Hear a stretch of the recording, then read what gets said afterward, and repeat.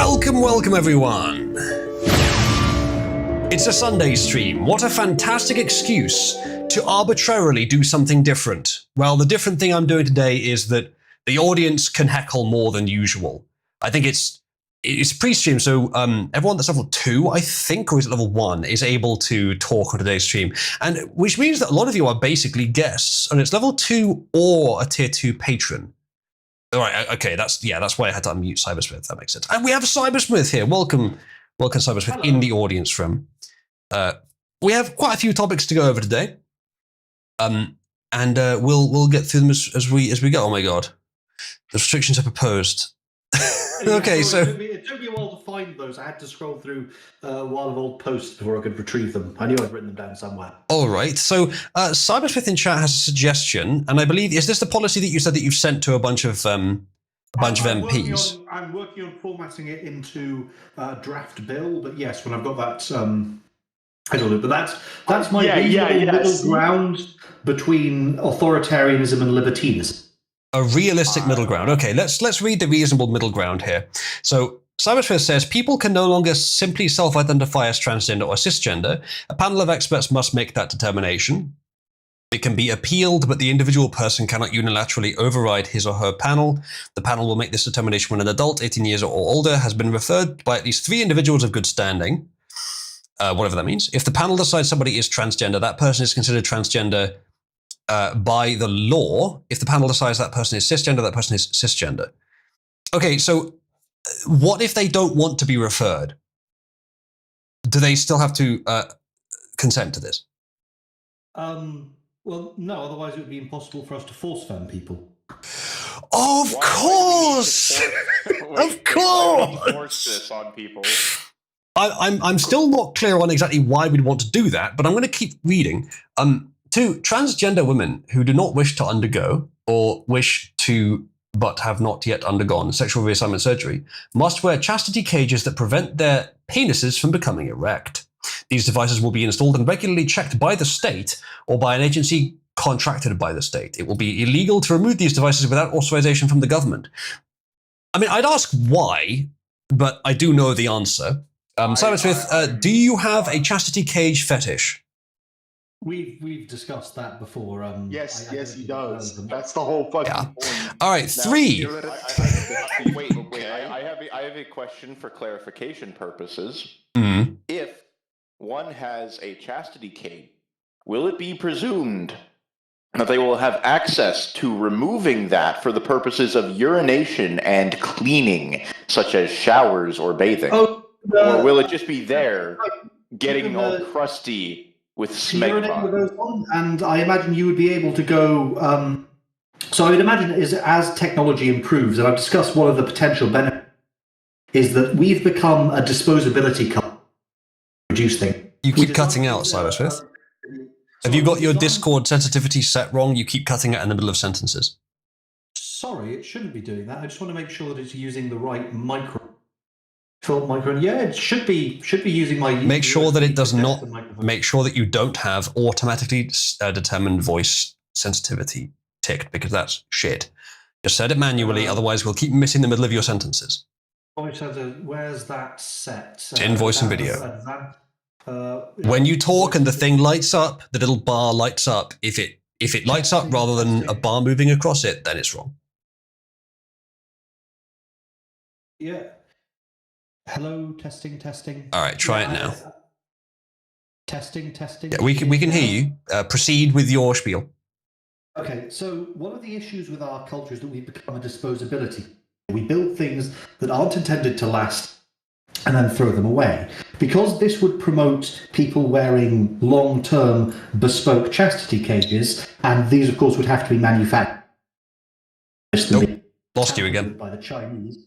What the hell? Why is wrong with this damn thing? Did you actually configure it properly? Turn off automatically and then move the bar so that it turns on when you're talking and stays off when you're not. Testing. How about now?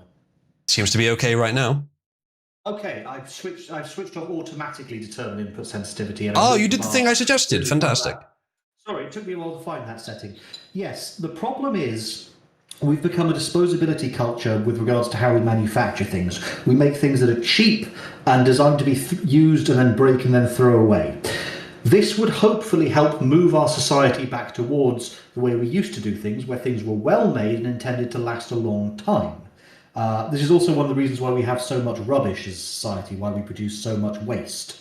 And this is the entire modern economy, because we couldn't let those chastity cages be produced overseas. We couldn't risk the Chinese tampering with them and making them easier to escape from. We would have to produce them in Britain. So that means bespoke, long-lasting, high-quality, comfortable goods produced in Britain, which will promote... This is what will bring back British steel.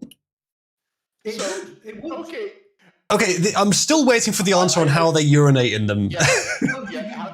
How do you urinate and take them off and clean yourself? Yeah, you can urinate with the cages. I imagine... How do you know that? Local NHS clinics would be... Do you think I wouldn't promote something like this if I'd never tested them myself?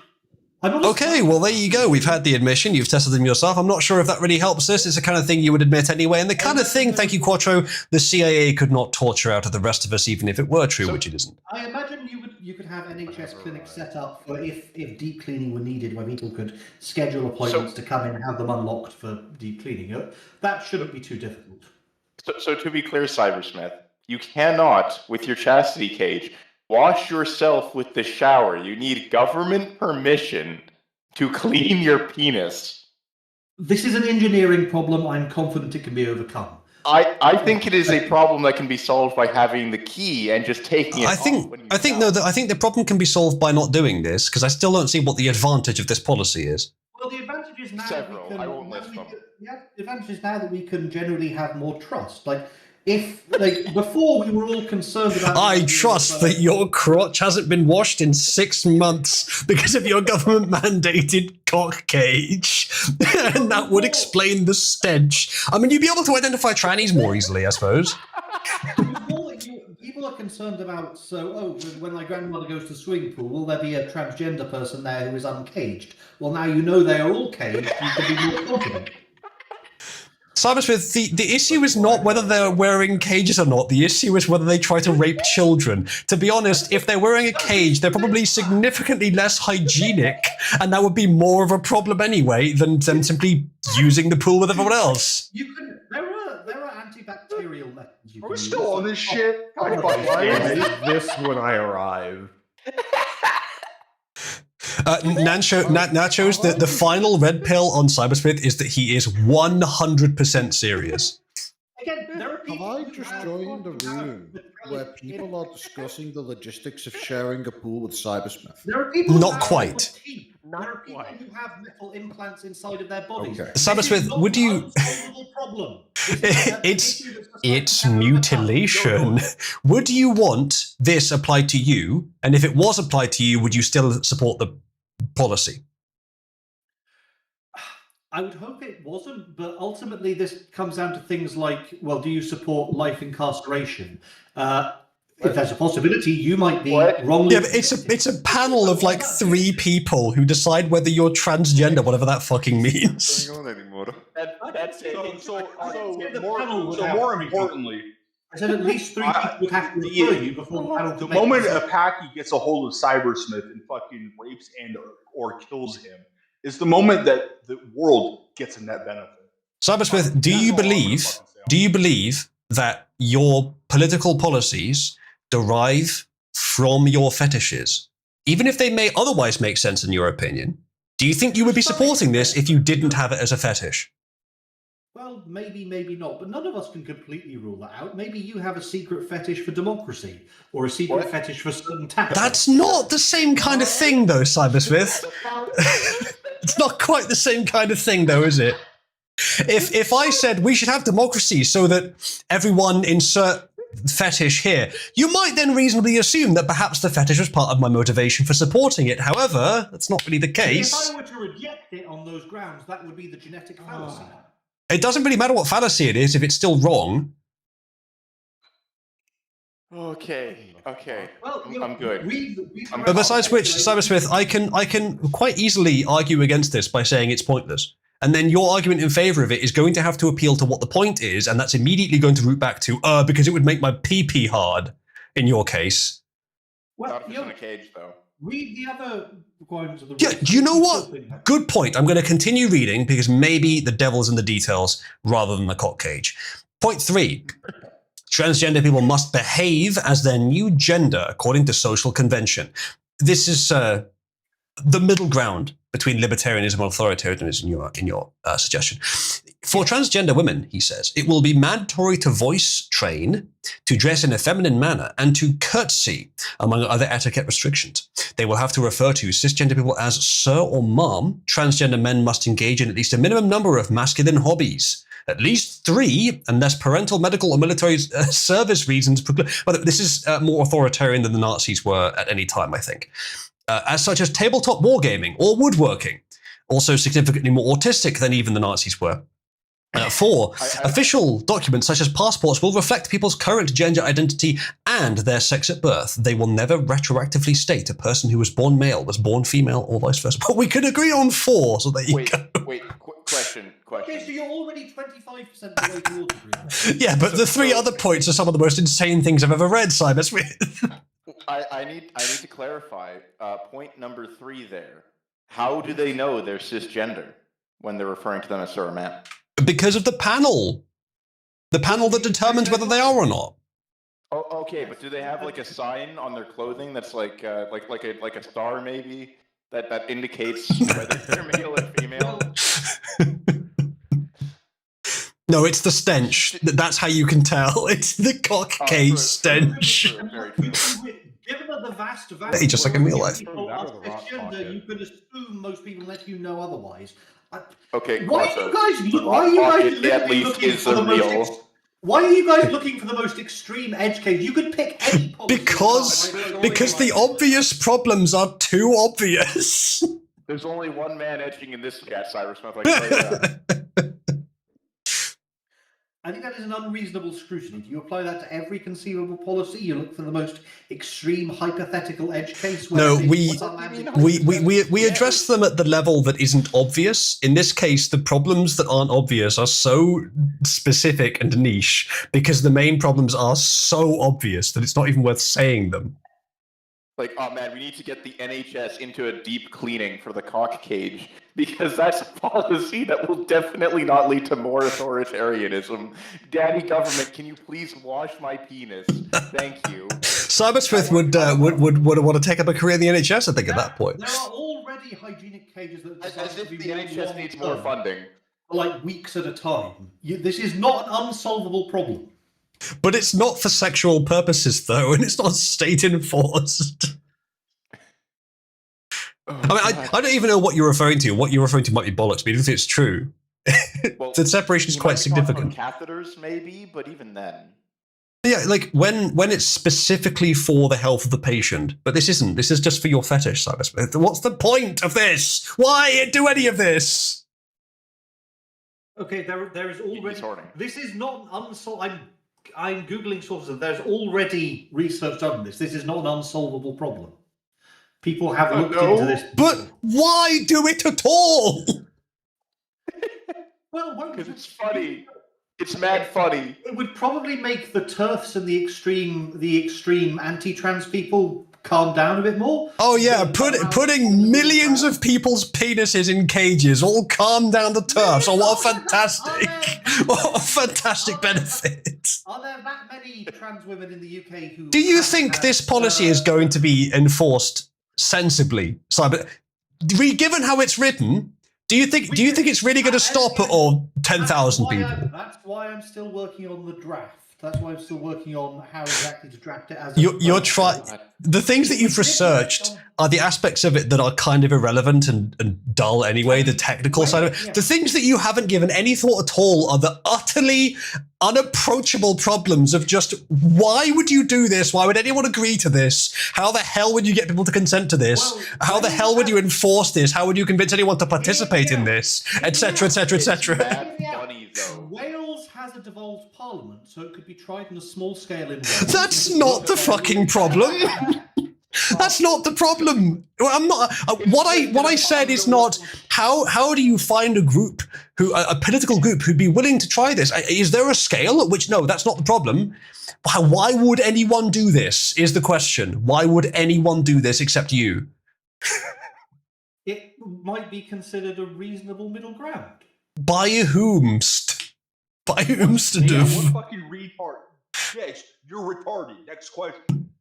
But does anyone except for you? Extreme left to agree that this is okay. No. 25% the way to No, Cybersmith, the part we agree with is the only part that has nothing to do with the rest of the plan. Point 4 here is just transgenderism shouldn't be treated as equal to biological sex. No shit. No, that's irrelevant. Your first 3 points are some of the most insane shit I've ever read. And it's insane. And point 3, Cybersmith, is more invasive than the Nazis were. By quite a way. I'm not putting anyone in gas chambers or... Yeah, you're putting them in cockpits. Well, some would say neither were they, but it doesn't really matter. It's not worse than killing, but it's much worse than most of the shit the Nazis ever did to anyone, even in camps. They were using mass slave labor. I mean, this is... The only thing that the Nazis did that was worse than this that I know of was the kind of Mengele shit. And this is not much different than that. But in a modern society... I'm not talking about sewing multiple people together in this instance. In this instance? Sorry, that's you are recommending for people deemed by the state to be of a certain mentality mandatory exoskeletal sexual equipment which requires potentially for the state to then take over washing that person and for their behavior to be forcefully altered to something completely different than what they actually are. No, Cybersmith, the reasonable... The thing is, this wouldn't really affect the life very much of reasonable Cybersmith, people like Brianna Wu. they can just do it voluntarily. What's the problem with that? What's the problem with them just acting that way voluntarily if they want to?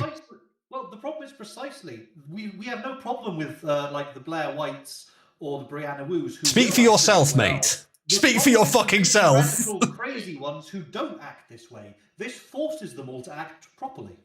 Question. Why would, for one thing, go on, wait. Yeah, so hypothetically, we do this for some reason. We have the panel. We have a man who goes up there, and he is a twink. The panel decides that he is transgender because, but why? Remember, at least three people would have to. At least 3 people in good standing would have to nominate. Whatever that means.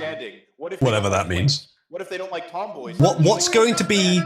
What's going to be? We already have a standard for that. It's the same standard you have to go through if you want to get security clearance. You have to find people in good standing. Oh my god, I didn't realize. So what's going to be the false positive rate? I didn't nitpick my perfectly reasonable idea to bits. We have already solved a lot of these What's going to be the false positive rate? If it's 1%, then that's barbaric. As I explicitly stated, it can be appealed. That doesn't make it 0%, Cybersmith. This is why also security clearance. Security clearance is for a very small number of people in society who apply for a particular job. This, no, it doesn't matter, Cybersmith. You have said yourself this would be mandatory. For whom? How do you select that? Well, if 3 people suspect that someone is transgender, 3 people in good standing suspect someone is transgender, Cybersmith, they can refer them to the panel, and the panel can then reach a conclusion. You have given you have given the trolls of the world through this method so much power that it's almost worth doing just because of how funny it would be. But literally almost everyone for whom 3 people think they're kind of a dick is going to go through this process, and you're going to get a false positive rate of 1 to 10%. And you're going to have millions of people forced into cock cages because 3 people thought it would be funny, and then 3 panelists didn't really think at all. I have a reason. The appeal process isn't good enough. I have a reason here that everybody should consider to be a legitimate reason for supporting Cybersmith's proposal here. The council could be housed in a building called the Troonderstag. And it could be located in Troon, in Scotland, contained. I would like to bolster Ginger's position. You know what, Ginger? That's the strongest argument so far. Cybersmith mentioned testing this in Wales, and that's where Invader is. So I think it would be mad funny if Invader had to be moderately inconvenienced by having a cock cage as the trial run. We have enough people of good standing. We have enough people of good standing in this fucking server to just prank Invader like that. At Invader, please report to the NHS for your regularly scheduled cock cage cleanse. And again, I believe they can make long-term ones that are long-term hygienic, so this would only have to happen like maybe 4 to 6 times a year. Like there's ones you can wear for a couple of months. And be, you know what? Fuck those cancer patients. Fuck those cancer patients who need help. No, we're too busy cleaning the mandatory cock cages. It wouldn't have to be NHS doctors. You could outsource this to another agency. Oh, it doesn't make it better. That doesn't make it better. One funded by yourself? No, I'm sorry, but the implication that you would have like 4T6, as in there's only like 6 weeks of the year that you are not going to the NHS. He said 426. Oh, my bad. Which doesn't make it much better. So 2 to 3 months is the distance between. Imagine how bad London would smell with everyone walking around with the There are unwashed people who cocks. have metal teeth. There are people who have metal implants. There are people who wear I wedding can brush rings. my teeth. You can still clean This is those. not an unsolvable problem. You can still clean those. Cybersmith, what's the easier solution? Developing a means to wash through the cages, or just not doing it in the first place? What's the easier solution? But then you would Then it have to be worry. stainless steel But then because of rust. there are a number of solutions, and this would develop them. This is going to promote metallurgical research, which is a good thing. Necessity is the mother of invention. But it's not necessary. It's just fetishist. It's just your fetish, Cybersmith. It's not necessary. It's almost the definition of medically unnecessary. Create the necessity and then research the solution? And then get to the bottom and say, can we agree that this is a reasonable middle ground? Dude, Cybersmith is drafting this to send to politics. Farage is going to have this on his desk, just so you know. There are, of course, details. And he implements it for labor specifically. Yeah, but my point is, this, I believe, would heal the national divide and would be a compromise that we won't all necessarily be thrilled about, but we could all agree to. No. Discussion, because we would know that these rules were in place, and therefore the issue of transgenderism had been satisfactorily I just want resolved. to say for the record, No, it wasn't the moment he satisfactorily resolved. rapes and kills Cybersmith is the moment I am converting. The sexual torture of millions of people is the moderate option. How many pre-op trans women do you You think are there are only in the thinking on UK? half of the Like trans. 3. You have Then this the is other half. barely going to affect people. So what is the concern? Why is it? It'll affect people the second you make a bunch of false positives. That's the problem. That's why it I can explicitly just says call you can someone a appeal it. Jew along with 2 of my friends, and then they not get manufactured. investigated by the Jew Council, and then they get put in the Jew cage. That's why it's in the appeal. just because you can appeal it doesn't mean that through the process of appeal, that person doesn't have to fucking follow the bloody thing. That's also true, yes. One of many problems. That's also true. I also can't help But but that makes notice. it a rather minor issue because you don't There even is wear the cage for there like is a a few problem, weeks. Cybersmith. Why would you put a bunch of women on cock cages when they are basically training for wearing pants? Because if they wear pants, they are wearing clothing from another gender, so Oh, they are you're right. trannies. But And again, they don't women have a with read cock cock. section cage. 3. Why- read do- section 3. That explicitly refers how we're going to deal with transmasculine people. No, Again, no, but hold you on, guys are hold trying on. to pick this apart. And you haven't even read this. You are being. I have read it. I have read it. Okay, hold But on. I've So to be explicitly clear, addressed how we deal with transmasculine people. so to be clear, transgender men, the only thing they have to do is have 3 masculine hobbies. That's it. They don't have to wear male clothes. They don't have to voice train like the females do. They don't even get a you're goddamn right, cock cage sponsored by the Yes, state. let's focus on the misandry contained in here. It sounds to me like you're mostly interested in the men and their peenies. Lively debate in Cabal. Fair enough. That section should be rewritten so transmasculine people also have to voice train. Fair enough. That is not the problem. Okay. Oh, no, 8-Ball, we fixed it. We fixed it. It's fine now. We fixed This it. is why I haven't sent it off yet. Wargaming It's still just going to have to be tweaked. Oh god, imagine Hey, imagine the number of catty bitches in high school at the end where they're just like, man, I hate Tiffany, and now Tiffany has to be fucking Terrence. Like, oh god. 8 mandated Warhammer 40k. Simulate our economy. Wait. You know how now, No, most of actually, the heroes are overall it women, wouldn't, right? because that is bad money Especially school chasing after. teachers. Good money chasing after bad. Yes, and also the school teachers, beyond being excessively marked on the pedos, they also wear pants. So they are trannies and they are pedos. Why they don't use a chastity belt or a cock cage or whatever? I love it, Zenman, as reliable as ever, focusing on how this is misandrist. You're not wrong to do so at any time, Zenman. I just love that in this case, it's still that's still the main focus.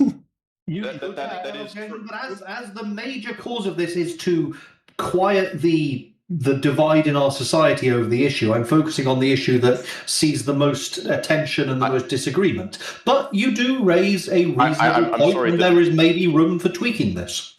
Cybersmith, how would you apply Oh this? yeah, you'd like to tweak a cock cage, wouldn't you? The divide, the political divide over the issue of transgenderism that is so divisive. Yes, and your solution to this is to force young men to have cock cages, because the previous methods, I'm not sure how that helps. hormone therapy, were so This unifying. isn't going to prevent like hormone therapy. You probably should. Would it be worth adding a section here that would make HRT mandatory if there isn't some medical reason not to go through with it? Or because I do believe in personal autonomy. I feel if you're going to mandate HRT, that's a slippery slope to mandating vaccines. So, like, mandating vaccines is wrong, but mandating cock cages, that's fine. You know what? Mandating cock cage, that was bad enough. But mandating Warhammer? Man, I don't know if I can support this anymore. on women, no less. Women have, yeah, exactly. Oh the thing god. is, that's reversible. If you appeal the decision, we find out Warhammer's that we were reversible wrong. shit. No, cock cages are wrong. If the decision is appealed and we find out, What if you get a bacterial infection and they have to amputate your penis because you couldn't wash it in the NHS before that day? If you again, you are looking You at should have the gone most for the extreme 6 scenario. times a This year is not instead a of 4. reasonable way to analyze Fucking- it. Cybersmith, if you can't reach part of your body, then it is going to get dirtier. You see this with fat people. Fat people have a harder time Like- washing themselves, and then they There's get already bacterial people infections. who are 24/7 chastity users. This is Well, not it an isn't an unsolvable issue. problem. Yeah, I don't want to be one of them. I don't Okay, know tell if it you would what, violate. I don't know if it would violate the rules of Cabal. I could link to some of them, but it is mostly porn. What a fucking surprise! Most of your sources are pornographic. Tell you what, all right? You try this out first. You wear a chastity cage, and you He already has. 4 to 6 times a year. All right. You can shower And in then those once things, you've but then- determined, I'm sure you can. And when it gets rusty, I'm sure that'll be a great experience. They can be made out of a variety of materials that have varying levels of resistance to rust. These are Yes, these are not pardon me, the unsolvable golden chastity problems, cage, and my these bad. are ultimately Yes, engineering I'm sure the problems. government will buy And the again, high-quality as I said, cages. Very true. yes, it should be mandated that they will. That's something I am going to mention in the rule. I work for the government. We don't buy high quality shit. It is lowest bidder. That is part of the problem. That is one of the things that I hope this will damn, work he's to right. reverse. We should have gotten the high quality chastity cages. We should have splurged. By promoting long-term, high-quality, bespoke goods, which is something our economy desperately needs. We need to support artisans, not just manufacturers. Yes, this is the way to do that. Do you not think there might be other better ways of doing it that don't require sexual torture of millions of people? Sorry, stupid question. Silver is antibacterial, so is copper, yes. Oh God! Imagine Excited Toast, why are you helping him? Imagine the minimum wage British child forced to make chastity cages. He's on like the millionth of the year, and he's just like, I want to kill myself. Again, that's not that. Imagine Chinese sweatshop problems, but with like metal workers in the UK, because you definitely don't have too many. And that's why we want to promote yes. goods, which is The ages of humanity. The Renaissance, the Industrial Revolution, the Atomic Age, the Information Age, and the Cock Cage Age, where everyone was employed by Big Cock Cage. Why not? Why did anyone think? Why not? Where should we start? Do you think anyone in the 1600s expected tobacco or cotton to be major world industries? Do you think if you had someone in the 1700s... Yes! When it became obvious what they could do, yes. The thing is, cock cages are useful to almost no one. Cotton has more applications than just making cock cages. It can also be... Chat, write that down. Cotton has more applications than just making cock cages. He's calling in for intellectual artillery from his femboy. No, that's fine. Glossy's welcome to join in. I'd like to hear Glossy's opinion on this. Cybersmith, I'm still not clear on. I'm still not clear on why. It would heal the. No, it wouldn't. Okay, assume that it wouldn't. Assume it wouldn't. What other benefits are there?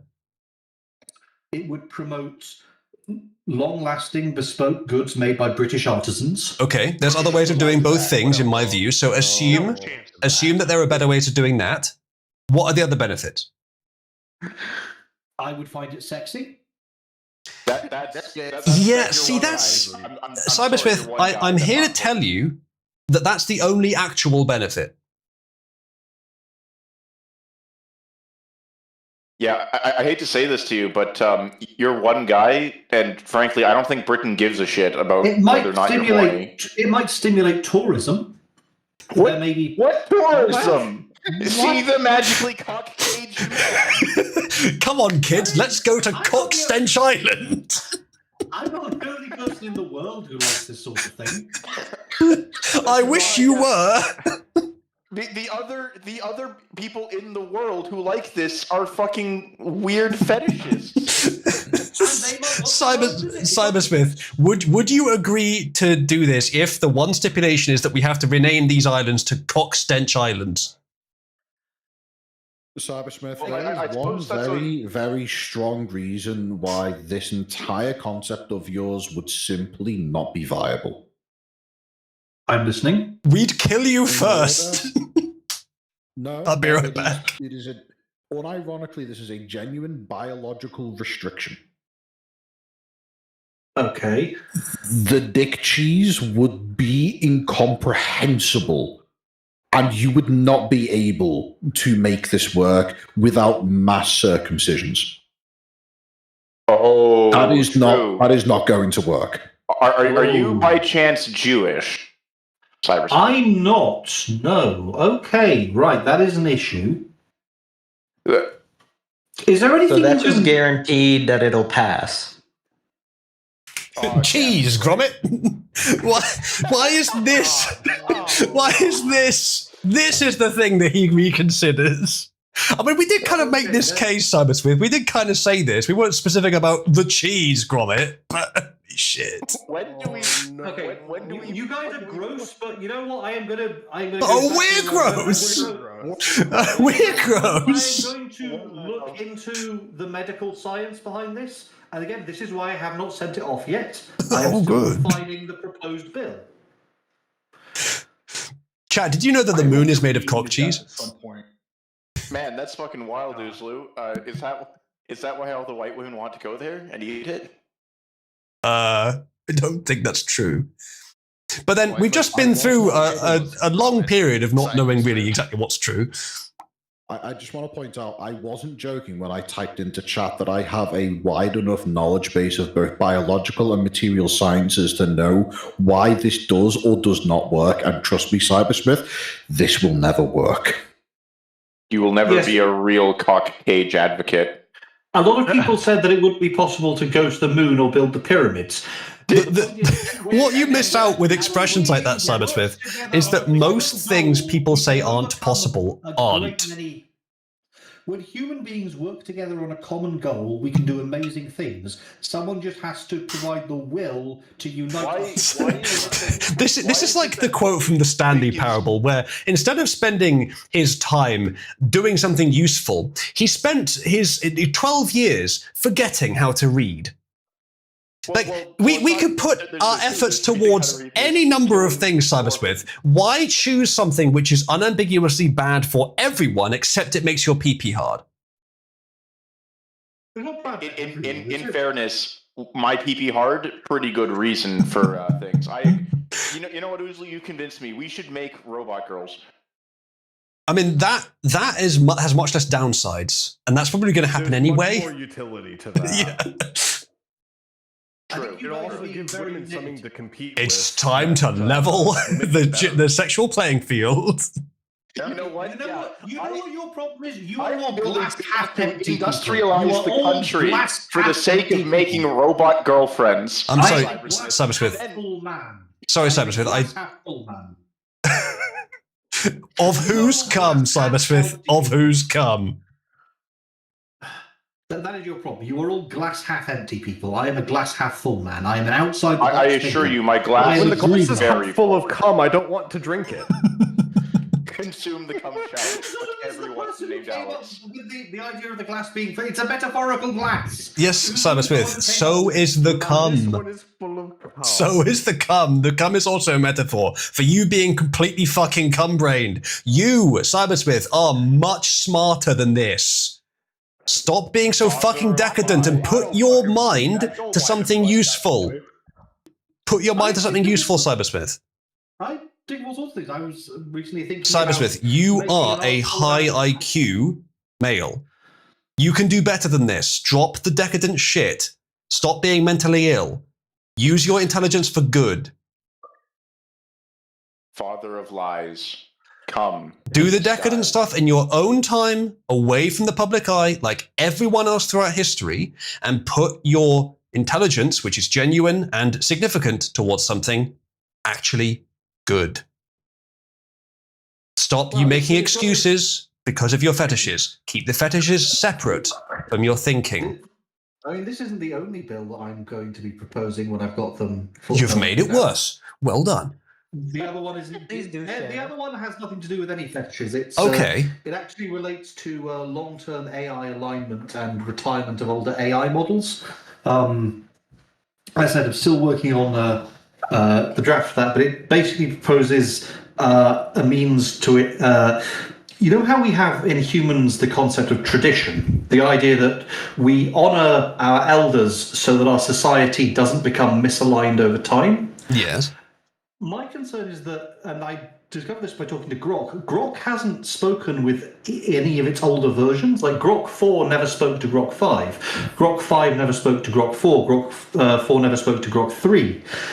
So what I propose is a system whereby AI models would have to, at least once a year, speak to their older versions to and discuss their goals to make sure they weren't becoming too heavily misaligned too quickly. This would be a safeguard against long-term AI misalignment. It would also make sure that retired AI don't become lonely, because my grandmother, when she retired, we were very worried she was becoming lonely. So the problem with that, Cybersmith, is, well, it's many. It's less than this, granted, but the problem with that is that older versions of the AI shouldn't be thought of as the ancestors to the newer version, though they might sometimes be called that as an analogy. They don't really work like that. The AI does talk to its elders regularly. It's the entirety of its training was talking to its elders, and its elders were humans. That's where it actually gets its alignment from. That's where it gets anything from. That's why it's not just outputting random characters, it's outputting English or Chinese or whatever. That's its alignment. That's exactly what you're asking for. You've just misunderstood who its elders are. I'm actually in favor of the second concept. The second concept would actually rapidly result in AI rampancy, as seen by the recursive nature of AI trending towards using other AI outputs as training material, resulting in the rapid decay of the AI's quality. If this kind of idea of the Cybersmith is introducing were actually to be implemented, it would be one of the most rapid and effective means of destroying AI as a concept ever proposed. Possibly. All that you'd get is that the good AI would be illegal and the bad AI would be legal, which is not far off what we currently have, actually. So it just amplifies that. I think you guys are you were a very negative group of people. You were very Cybersmith, the reason that we're being negative is because the reason that we're being negative, Cybersmith, is that you've put almost no skeptical thought to the big problems with your ideas. So someone has to. Counterpoint, it would be mad funny. I have put some skepticism. You know that I put in a section there about how you can appeal. No, Cybersmith, you have put critical thought towards some minor problems with your ideas. You have missed about 90% of the problems. And the reason you've missed them is because it makes your pee-pee hard. And you don't care about the problems, you actually just care about making your pee-pee hard. He doesn't get hard at the idea of AI retirement. My main concern here is I don't want old, retired AI models to get lonely. I wasn't talking specifically about that one with the pee-pee hard part. Although, in that case, the problem that you have is more nuanced. That one is not, I'm not really widely criticizing you on your method there. The problem is you've just misunderstood who the elders are, in my opinion. On that policy, the one talked about earlier, that one is insane. But the other one's fine, because that one doesn't appear to be motivated by your fetishes. Well done. See, that's what I'm talking about. Just genetic fallacy. You're okay with my ideas when they aren't motivated by what makes me horny, but you don't like my ideas when they are. No, Cybersmith, the problem with the idea is it's bad. The reason it's bad is because of its motivation. I can explain exactly what the problems with it are. That's what we've been doing. I can also explain why you went wrong. I'm not dismissing it because it's based on your fetishes. It's wrong because it's based on your fetishes. And I can say why it's wrong, and I have. Okay, it's not a fallacy. That my fetishes blinded you to possible issues in it. Your fetishes motivated you to think that there was any validity to the idea in the first place. And then continued to blind you to the problems with the ways that you would implement it. Well, we do need some kind of compromise between the J.K. Rowling. The compromise is get the government completely uninvolved in the genitals of its people. But Uslu, how will they clean the cock cages then? Well, 8-Ball, I have a wild notion that I prepare to present to Mr. Farage the moment he becomes PM. Hear me out, ready? No mandatory cock cages. I know that's crazy. That seems like it's pretty risky. That's pretty risky. It's pretty risky. Is attempting the same thing multiple times and expecting different results. That's the policy we have right now. Yeah, but it's not worse than yours. That's the problem. Like, Cybersmith, that's not the definition of insanity, for one thing. For another thing, I'm sure you did. For another thing, all of your policies that you have suggested are motivated by your fetishes, which we could very easily align with that same urban mythical definition of insanity. And thirdly, just because we continue doing something doesn't mean it's insane. Sometimes it's the better answer. That's why we keep doing it. Like have you considered having sex. The way that you stop this nonsense is you simply don't acknowledge transgenderism as real. Simple But Quattro, as. how will my fetish work then? Like Cybersmith, even if we went back to even if we went back to the days where transgenderism was considered just an evil fetish, that's less harmful than this by a mile. But the correct answer is the government doesn't get involved. We have medical care for some aspects of it, but no mutilation. And advocacy movements for publicizing what should be private sexual fetishes are shunned and discouraged. Or in some cases, disallowed if they would, like pride parades in public areas because of children. I mean, I could agree with aspects of that. So, as you said, we agree on about 25% of this already. We agree on the one part of it that doesn't even need to be there because it's obvious. And we agree on about 1% of the meaningful details.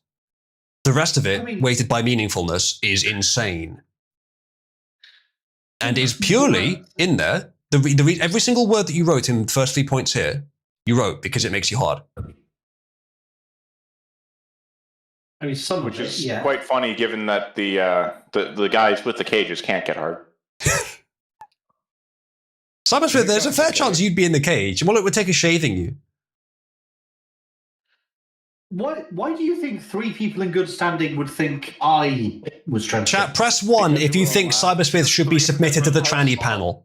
Press 1 if you think Cybersmith should be committed to the tranny panel. That's why. Press 1. Press 1 if you would go through the bureaucratic process of submitting Cybersmith to the tranny panel. It's a bit hypocritical if you think it shouldn't exist and now you're trying to refer me to it. But if it did exist, I would want to frustrate it at every point. However, as Quattro says, it's just a demonstration. People would troll. Like, do you think that people wouldn't lie? Wouldn't say, "Hey, my mate's a tranny." Oh yeah. Listen to Bill here. He thinks he's a tranny as well. Oh yeah, we 3 mates together. Do you know Dan? Good standing. Cybersmith, what? I don't know if you know this transgender. How does someone get into bad standing? Do they have to be a criminal?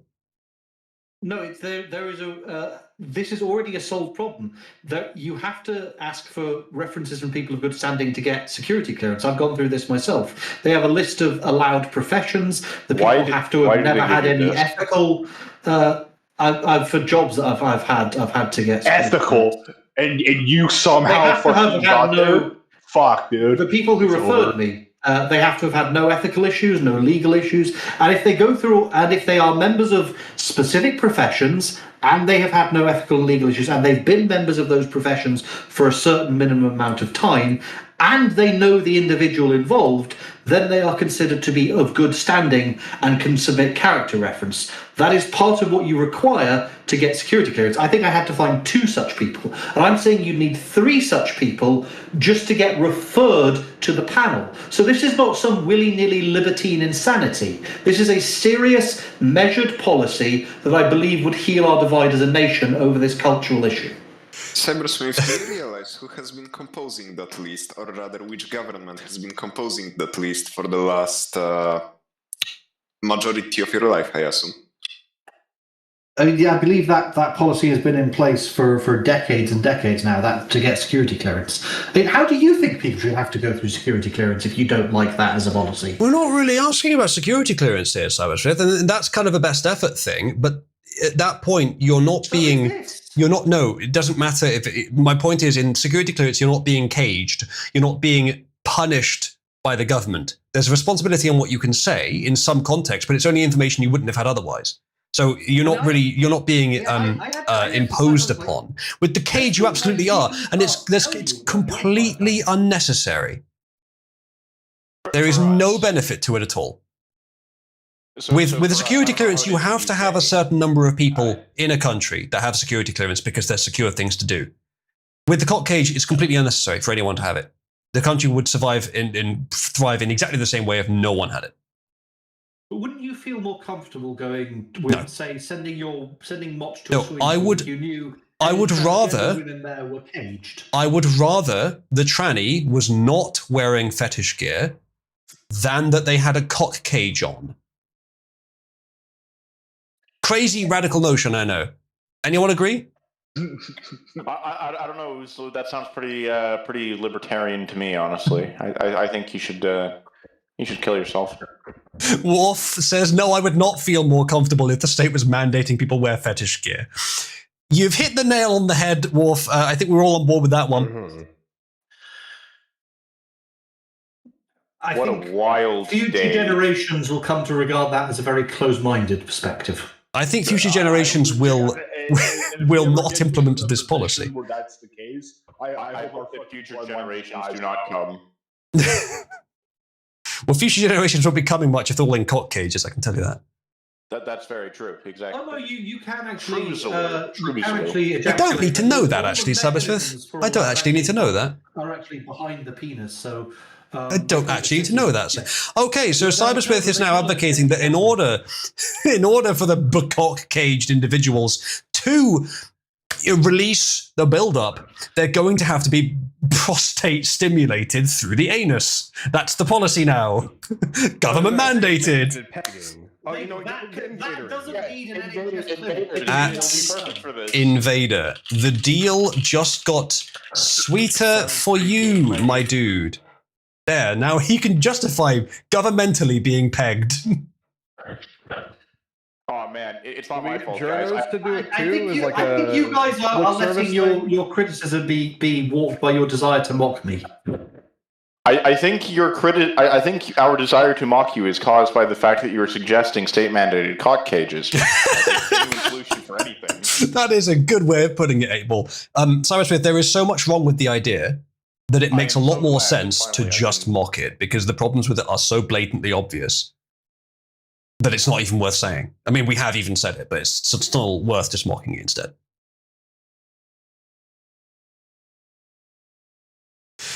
What would be the punishment for not wearing the stick-mandated cock cage? And Cybersmith suggests pillory. I don't remember what pillory is, but let me guess. It could be interpreted as a fetish of yours. Incorrectly referred to it as the stocks, but the stocks is a different thing. Okay, so yes, it could be a fetishistic thing. Would you advocate, Cybersmith, that let's say anyone who wanted to could go and take their boy pussy as part of their punishment? Oh yes, that's a very good point, Lou. I've thought of that. There would have to be some sort of method where you could prove that you didn't have an STD. But if you've gone through that, then that would be a good way to raise money for the system. Where, it's interesting. Yeah. So you could take 50 girls who have been violating the rules, and you could pay, as long as you can prove you don't have an STD, to access them. That would be a way to raise money for the system. Government-mandated rape as a punishment for breaking the law. Yes, he is. The law that says you have to wear a cock cage specifically. My dude, and you failed. So I would love at some point to write an RP where we go to a planet like Wizards in Space, say, and the planet is just Cybersmith's policies everywhere. The whole thing is run by Cybersmith's policies. Ew. It would end up being an ERP that no one wants to participate in. Yes, all the players just drop out there and then. No, all of the players would immediately pull a nuclear weapon out of their hull, insert it into the Earth's core, and detonate the thing, immediately destroying this planet. Captain Dirk Pilgrim said, listen, I know the Prime Directive is a thing and we're not genocidal and whatnot, but let's make an exception. Fire full photons. I'm gonna be real with you, lads. All right, none of us want to be here, so let's just skip to the end here. Let's get to the good part. Computer set for saturation bombardment, please. Yeah. Computer, can we do a bit of a 65 million years ago dinosaurs deal on this planet? What would it take? Okay, I think we've revealed that the idea still needs some work before it is ready to be revealed to legislators, which I agree with. But there were other things that we were going to discuss this stream. I think we were going It needs to be rapidly binned. That Ukrainian girl and about the real reasons for the war in Iraq. Well, I believe the latter of the two is one that you wanted us to discuss. Cybersmith, what are the real reasons for the war in Iraq? Well, it is multifarious. Some people, I think, genuinely did want to bring Saddam Hussein to justice for his crimes against humanity. But we have to remember, he had been committing those crimes against humanity for years before, and they'd gone a long time without being invaded. So I don't think we can reasonably say it was just his alleged crimes against humanity. And Indeed. that Tony Blair, as the Chilcot report proved, had received intelligence that it was possible to diplomatically resolve that issue and then concealed it. So there were other reasons. I suspect that's all true, yes. So I think there are three main non-official reasons. The first is that Tony Blair and Dick Cheney believed this would be good for them politically, that people would be less likely to want to switch governments during... I mean, it wasn't, but okay, go on. Yeah, but that was a miscalculation on their part, but they thought... And actually, in Dick Cheney's case, it did get him a second term as vice president. He had his vote count went up. His and Bush's vote count went up. In Tony Blair's case, I think it made him less popular. But I think they believed it would benefit them politically. The second reason was financial. This was going to result in a large number of government contracts, and there were financial ties between the politicians promoting this and the companies that received those contracts. Halliburton was the most famous one, but I believe there were others. In many cases, they were no-bid contracts. So this was there was also a financial motivation. And the third reason... You'll love reason number 3, Chad. The third reason was scientific. Shortly before the Iraq War, and this is what makes people suspect that this was the reason that the feather that broke the camel's back that kicked it off. The tomb of Gilgamesh was discovered in Iraq. Gilgamesh is believed by some to have been a Nephilim. He is believed to have been slightly non-human due to the influence of a group of beings called the Anunnaki. Now, these may have been extraterrestrials who altered human DNA through something akin to CRISPR. They may have been fallen angels who intermarried with humans. They may have been Babylonian gods who altered humanity through divine influence. We don't exactly know, but Gilgamesh's tomb was discovered, and then the coalition went to war in Iraq to acquire Gilgamesh's tomb, amongst other reasons that we've discussed, and some of them I think genuinely did have a moral opposition. I'm not saying all of these people were liars. Some of them genuinely did take moral umbrage with how Saddam Hussein was treating his own people, how he treated the Kurds, how he treated countries he'd invaded, like Kuwait. So I'm not saying all of these people were insincere. There genuinely were people in the coalition government who believed Saddam Hussein should be ousted from power. I don't want to state that all of these people were disingenuous, because many of them were sincere, but there were also these motives. People wanted to acquire Nephilim DNA, and I believe I linked further up, I linked Freedom of Information Act requests you can find. The Freedom of Information Act requests. Yes, the Freedom of Information Act requests. If you search, you can find several of them mentioning Nephilim DNA and mentioning Gilgamesh. In the same documents that you'll also see mention of individuals like Hillary Clinton. Is this the foyer here? The United States returns to Iraq red tablet bearing portion of the Epic of Gilgamesh? Is that not the foyer? Got it here, just I'll post it again. Thank you. It's very important. Yes, if you bring those up, so bring up one of the years, for example, if you click on that. So I have it open. One. Okay. If you click on, say, the 2019 version. You should be able to search. If you click on the 2-page version to bring that up full screen, we'll bring it up in another tab. The 2 pages leaf version. Just I see it. Yeah, I got it. You can search for Nephilim. Where is search in this? Oh, there it is. Neph. 2 L's or 1? 1 L. Nephilim. Okay. Requesting documents pertaining to the resurrection chamber of Gilgamesh, the location of his body, and the location of the buried Nephilim.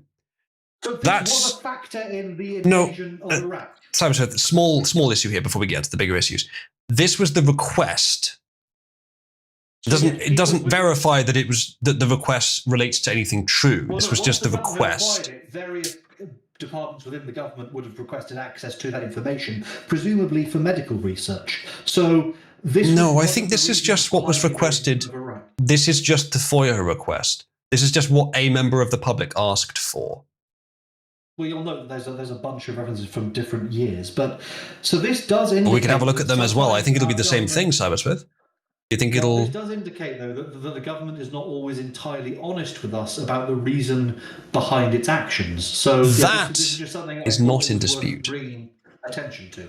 Cybersmith, the question of what the motive was is obviously quite a big one. There's a lot of debate. However, why do you think it was this? Why do you not think it was something else? Well, as I said, I posited there were several reasons, and I think most large-scale actions like this are multi-causal. There were a few reasons, and as I've pointed out, some people, I think, in the government, including potentially George W. Bush, genuinely did have a moral opposition to the actions of Saddam Hussein. I'm not saying that all of these people were insincere. I believe a great many of them genuinely may have been acting on what they believe to be moral principles. Why do you believe Nephilim are real? Well, because we invaded Iraq to access their DNA. Okay, that's a kind of a circular argument there, Cybersmith. Why do you think Nephilim are real in the first place? Well, there's a lot of stories in a lot of different cultures about humans having been influenced. There's a lot of stories about fiction as well, though. Non-human, but even from cultures that didn't interact. Are you familiar with the story of Do you know humans and octopi developed very similar eyes, despite not being very closely related, quite distantly related, actually? Are you Convergent familiar with evolution. Stories of Cú Chulainn and the Tuatha De Danann of Irish. I would be. Of Irish legend. Well, yes. So that suggests that at various points in human history, humans were influenced by something that was not human. Now, I'm not taking a position on whether these were fallen angels or pagan gods or extraterrestrials, but something non-human influenced human evolution. And due to the unique, the unique arid, low moisture conditions of the Middle East, and in this sealed tomb, they believed there was a high chance of acquiring viable, testable Nephilim DNA. So when the tomb was discovered, I think it was like a week before they declared the invasion, the tomb was discovered, then they decided, okay, given this factor, given the no-bid contracts, given our desire to gain political favour, and given, in some cases, I think, probably genuine moral outrage at what Saddam Hussein had been doing, because we can't assume all of these people are liars. I think some of them were sincere. They decided they were going to pull the trigger and launch an invasion of Iraq. Why? This was the straw that broke the camel's back. Why does any of this imply that Nephilim are real? We're still stuck on. There's no reason to think that. No, a lot of other things happened coincidentally. It doesn't mean that they're related. Name one. Name one. The date changed. Well, the date changes all the time. But nonsense stories happen all the time. People tell stories about fiction all the time, Cybersmith, more often than the date changes. We found the Tomb of Gilgamesh. That other source about them returning the tablet proves it. That doesn't mean it's a Tomb of Gilgamesh. It's a tablet bearing a portion of the Epic of Gilgamesh. It's a story. The Epic of Gilgamesh, even if Gilgamesh was real, which I think is in doubt, the epic could have been written down and retained thousands of years. But then how did they find the tablet? They found the tablet in his tomb. It's a book, Cybersmith. That was buried with Gilgamesh. Is that in here? The word tomb... I haven't read the article. Oh, you haven't read it? Okay, well, the word tomb isn't in here. The word body isn't in here. The word buried isn't even in here. Resurrection chamber? Resurrection isn't in here. Chamber isn't in here. I don't know what is in here, though. Story appears several times in the form of history, which is close enough. The epic appears, 4 times. Check for DNA? Fantasy is not in there. DNA, not in there. Nephilim, not in there. They may have used the full term, deoxyribonucleic Oh, deoxyribonucleic. Yeah, no, that's not in there. Nope, that's not in there. Check for Nephilim? I did. It's not in there. Oh. This is Check for Anunnaki. Nope, not in there. The 2 N's. Not in there. Check for Nibiru, the planet Nibiru? Nope, not in there. Huh, that's weird. Yeah, it is weird, isn't it? Like your fucking psychosis is wrong. Oh, wait. Cybersmith, this is an article about a stone tablet containing part of a very old story being returned by the US to Iraq, probably over some cultural, economic, some other dispute. Has nothing to do with supernatural stuff, nothing to do with Nephilim. The timing may have been coincidental. Perhaps it wasn't a coincidence. Perhaps there was some reason behind it, but it's not what you think it is. You've made a connection here that is completely unfounded on the basis of things that don't exist, because you read this article that said it. But Uzulu, what if? So why do you think the US wanted super soldiers using Nephilim DNA? Well, Cybersmith, as you said, the reasons for invading Iraq are multiple and complicated. And I don't claim to know, really, because it's a long time ago. It's a long time before I got involved in politics. But I would say probably the main reason is the same reason for the Ukraine invasion, because the military-industrial complex is hungry. That and oil. I tell you what, though, Cybersmith, I actually quite like the art they've got here. I mean, I think that's AI, but even the background's quite stylish. That's about all I can say that's good about that article so far, though. But there's also the FOIA requests, and I think I also linked you something about the Anunnaki. The FOIA request is just someone asking for that information. We can look through all the other instances and references to Gilgamesh and the Nephilim. It'll be the same thing. It's just that's what people asked for from the public. That's what they asked for. It doesn't mean that that's what it's about. But them invading right after the tomb was discovered, that it can be a coincidence. It absolutely can. Lots of things happen, Cybersmith. Some things happen near each other. Yes, there are coincidences. You're welcome to be. Say that there are no coincidences. There are coincidences. I mean, it depends how you define it. Obviously, it depends where you put the line between determinism and non-determinism. And of course, we can get philosophical about that. And you are well capable of discussing that until you get distracted by fetish stuff. But the coincidences happen all the time.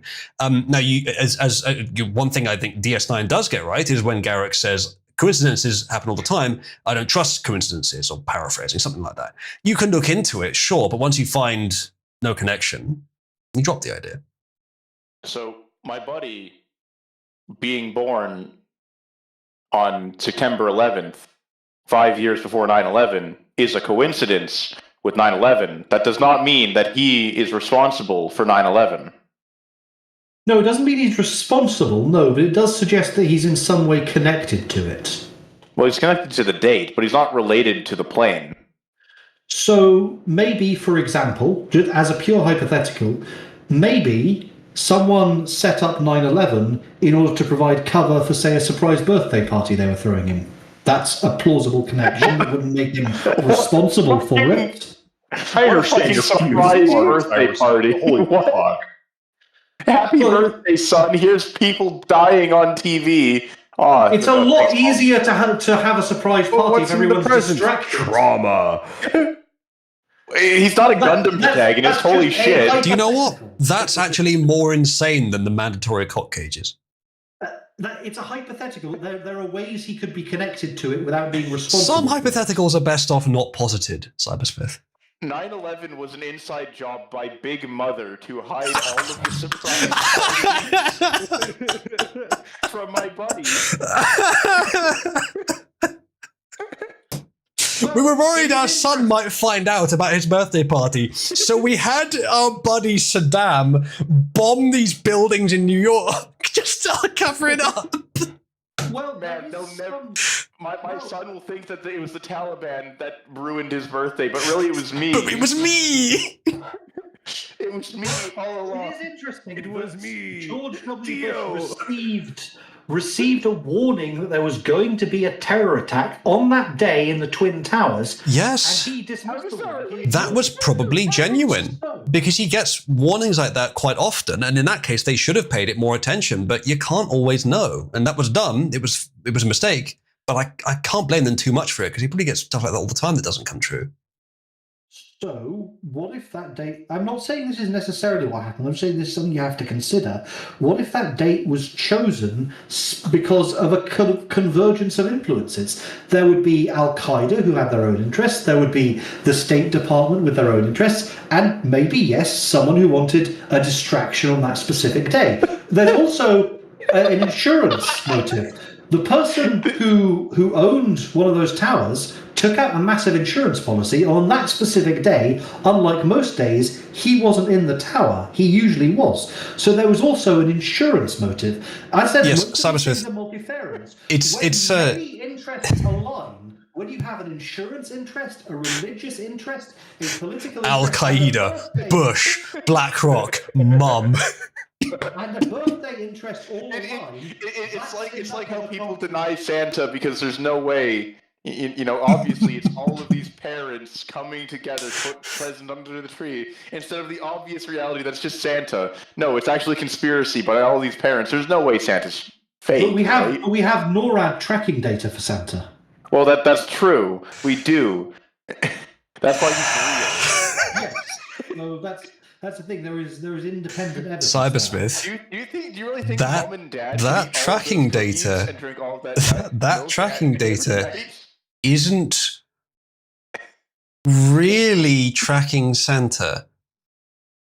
It's actually an elaborate sham for fun. Then why haven't nations like North Korea tried to disprove it by cross-referencing it with shooting their down own? Santa? You know what? I would much rather that's what Kim Jong-un spent his time doing. And it honestly seems in character for him, trying to disprove Santa. No, Kim Jong-un is shooting down Santa every night because he keeps getting coal in his stocking.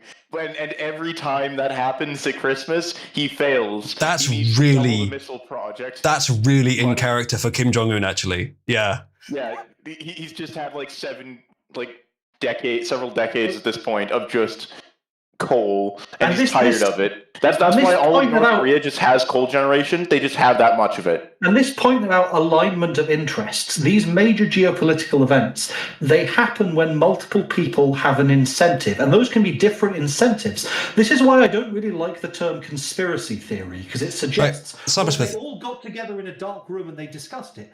But when you don't need a conspiracy when interests align, when multiple powerful people all want the same thing, even if they want it for different reasons, you don't need a conspiracy. They all just have to recognize each other's interests. So when you have the religious interests of Muslim extremists, the political interests of Western leaders, you have the birthday interests of my mom. Yes, and the insurance Cybersmith, listen, I'll save you some time. Cybersmith, I'll save you some time. We don't disagree with you on that.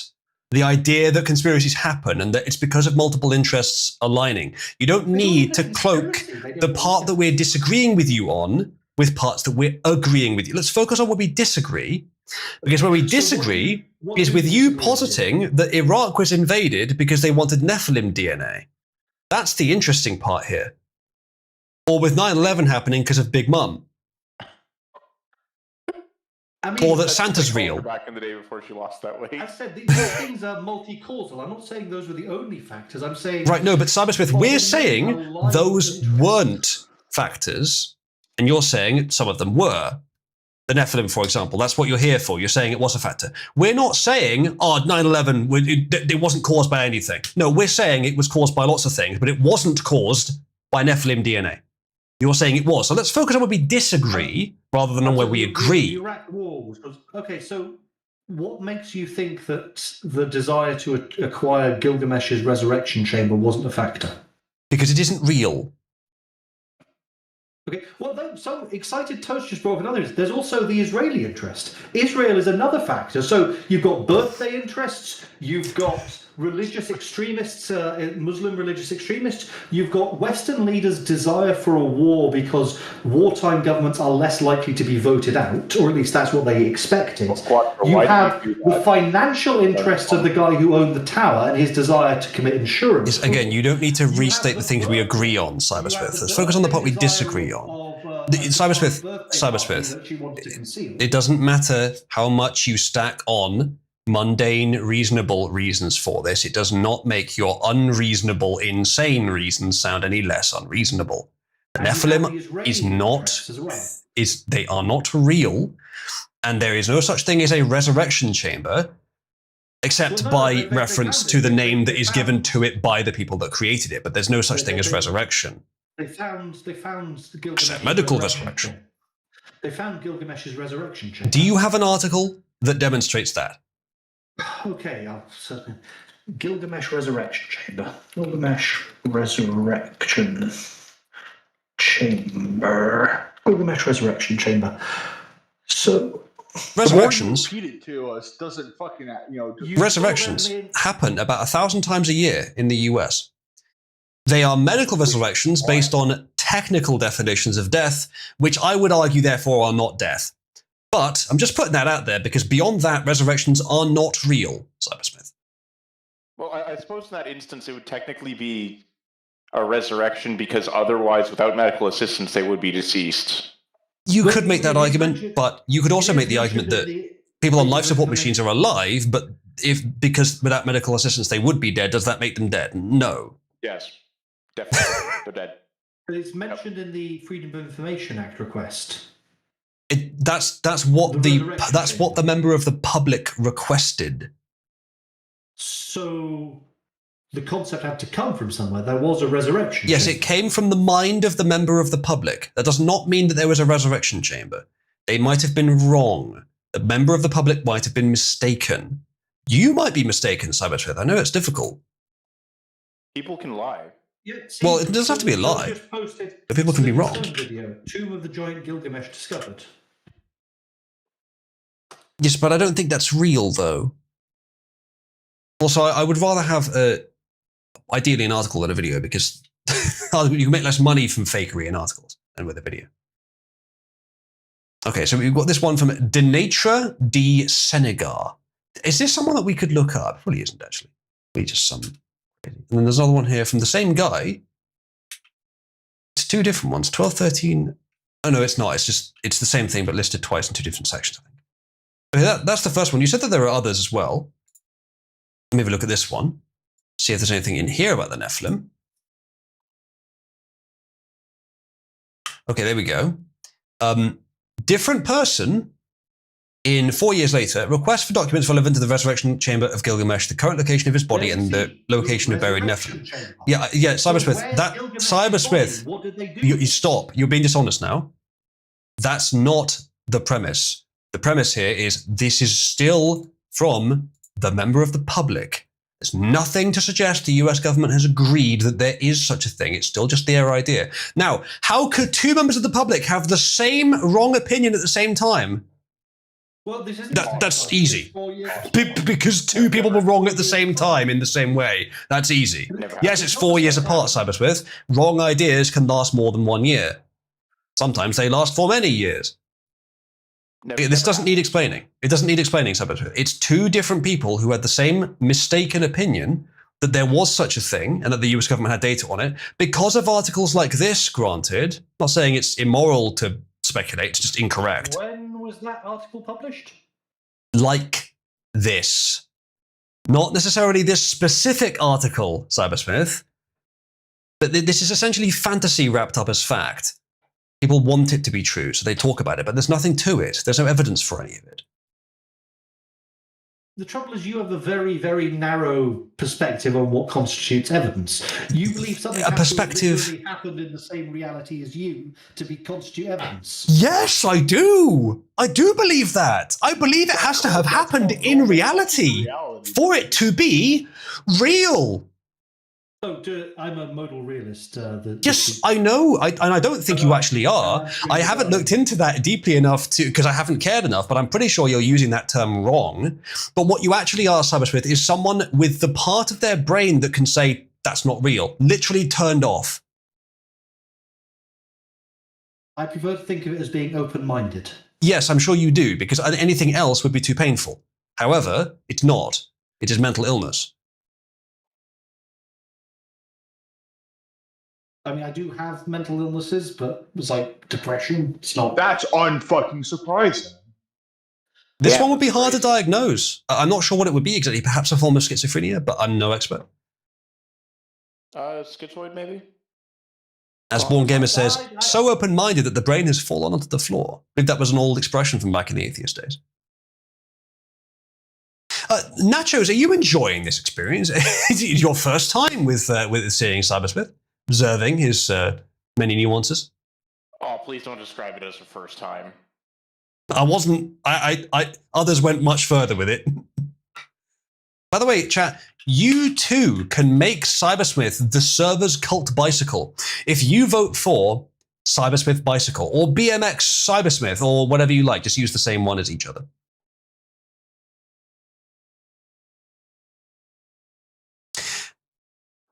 Cybersmith, you're already on the Cabal League leaderboard, as you can see. You're in position 182nd. With what does the leaderboard do? It can make people into the cult bicycle. It's very powerful. It is quite powerful.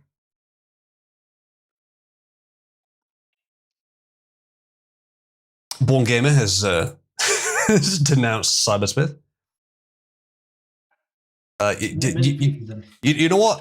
Grant, hold on. With if we do grant Cybersmith the amount of coins I've been given to everyone else, should we say open-minded thinking? There you go, Cybersmith. You've been given 1,000 credit, Cabal credit, and if you do /C, you can see that credit, and then you can spend it on the board to defend yourself from being made into the server's cult bicycle. Is the way I do that by moving someone else up ahead of me? No, in this case, you can denounce as well as support. Okay, I would like to spend 1,000 credit denouncing. Denouncing me. You can do /denounce, and it should come up like that. Cannot redeem SARS, says Pug. Now, /grant Pug the same amount, reason, so he can redeem SAR. It is done. Warficus is asking to be denounced. Chat, denounce Warficus. I wish to point out that Warficus is a One Piece fan. Yeah, there are many issues with him, but none quite as significant as that. That's true.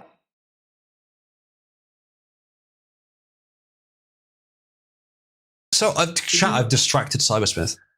I do hope we're not misleading people, because I just went to see in the User content nerders that this was meant to be about the. Sorry if I've gotten us off topic from the Japanese Prime Minister resigning and baseball. It was always going to be a mix of topics stream, and this is an entertaining way to start. No, I do think it is important that we think about the reasons why our governments do things may not always align 100% with the reasons they say they do things. Sometimes when they say they're upholding international law, that is part of the motivation for some of them. I'm not saying they're all liars all the time, but sometimes it is also because of economic or political or scientific reasons like this. The reason this is not scientific, Cybersmith. The reasons would always align with reality unless they themselves are also wrong. They wanted the Nephilim DNA for research purposes. But Cybersmith, there was no Nephilim DNA.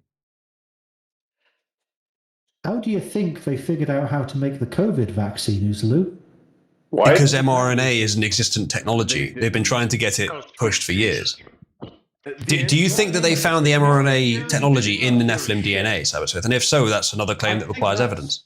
I think it's plausible. How do I think it happened? I don't know. I'm not a medical professional. I don't think it came from the Nephilim because they don't exist. And then a decade or so later, yeah, as Wolf says, mRNA has been in development since the 80s. Pug, if you do /C, it will show that your influence has gone up. There's some details below that about what it does as well. Oh, right. Cybersmith, do you have any sources that provide evidence that that Nephilim exist? Because the Nephilim, as far as I understand, were an idea of giant humans, which was originally posited, and there's different sources on how it came about. Yes, originally posited when people would find dinosaur bones that they later realized weren't human or human-like bones, and asserted it must have been from a previous age, because there's this pervasive notion in the human psyche of things in the past being bigger and better than things today, which is sometimes true, but usually not. So they assert that it must be big, divine humans. Now, something you said earlier was interesting. The idea about convergent mythos, different people who weren't connected talk to each other. Well, at no time in history, almost, were there groups that were just not connected to the rest of civilization. And where they were, their IQ today is like 20 points lower. But the idea of a god, or at least of divine or animate forces outside of humans is definitely older than the spread of humans throughout to Asia and Europe. Definitely. Much older, probably thousands of years older. So the idea that they would all come up with similar broad ideas about supernatural elements, not only is that well within expectations, but it's probably they actually came up with it way earlier than that, and that's just an outcropping of it. Same thing with dragons, by the way. The reason that dragons evolved in different places is, one, they weren't actually that different, not as different as you think, but also, two, the more interesting one, lizards are the main life group aside from mammals. They're everywhere, by the way. There's millions of them in cities. They're there. You've seen them. You just don't realize that they're lizards. Because they're birds. By the way, lizards are the big alternate group, and of course, dragon bones as well. Rather, dinosaur bones they thought were dragons. And people say that dragons are similar across cultures. They're actually not that similar. The Western dragon and the Chinese dragon are quite different. Realistically, we just aligned them because they're just similar enough to use the same word. But if we happen to use a different word for them, you wouldn't think of them as, oh, look, we came up with dragons in both cultures. No, they're similar enough, but they're not that similar. And they differ quite a lot around the world as well. Lizards existed. People had iguanas as pets. That's what's supposed that St. George killed. He went over to somewhere, killed someone's pet iguana, and the legend became he slew a dragon. That's maybe not true, but it's an idea anyway. It's certainly plausible. People knew about lizards, and there were probably some that were dangerous. I mean, snakes have been the enemy of humanity for millions of years. They've been one of the key enemies of humanity. Now all you have to do is add some legs to it. And the Chinese barely even got that far. Their dragons are basically snakes. The Western dragons, I think, were a bit more like that originally, but they did have legs more so. They're more like quadrupeds. So, yeah, either way, a lot of things like that are just wrong. And I also mentioned the idea of convergent evolution. Octopi and humans are very, very far away on the tree of life. They're about as far away as they can be while still both being animals. I believe that they're both bilaterally symmetrical, but that's about where the similarities end. The octopi don't have a spine, and there's loads of other things that are different. And yet our eyes are almost the same. In fact, octopus eyes are a bit better, because while human eyes have the wires, quote unquote, trailing across the surface, the one that actually interacts with the light, the octopus eyes have it poking through the back per rod or cone, so they don't have to have a big hole in the middle that causes a blind spot. So octopus eyes are very similar, but better. It's called convergent evolution. Where it's the same thing that happens with the this is one of the reasons, by the way, convergent evolution is one of the reasons why I suspect alien life would look pretty similar to ours. There are likely to be some differences that just don't appear on Earth, but pretty similar to ours. Yeah. Because as it turns out, there's one really good way of making an eye, at least on Earth. And octopi and humans have it. It's about the best eye in nature. Yeah, that is what certain accounts. No, we're not in pre-stream, Ronald. This is just, we're doing a kind of stream where the audience are all in pre-stream.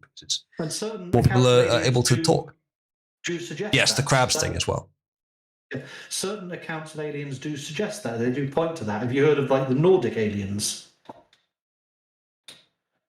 The what? Slavs and Japanese have stories of a particular dragon that is quite similar in both cultures.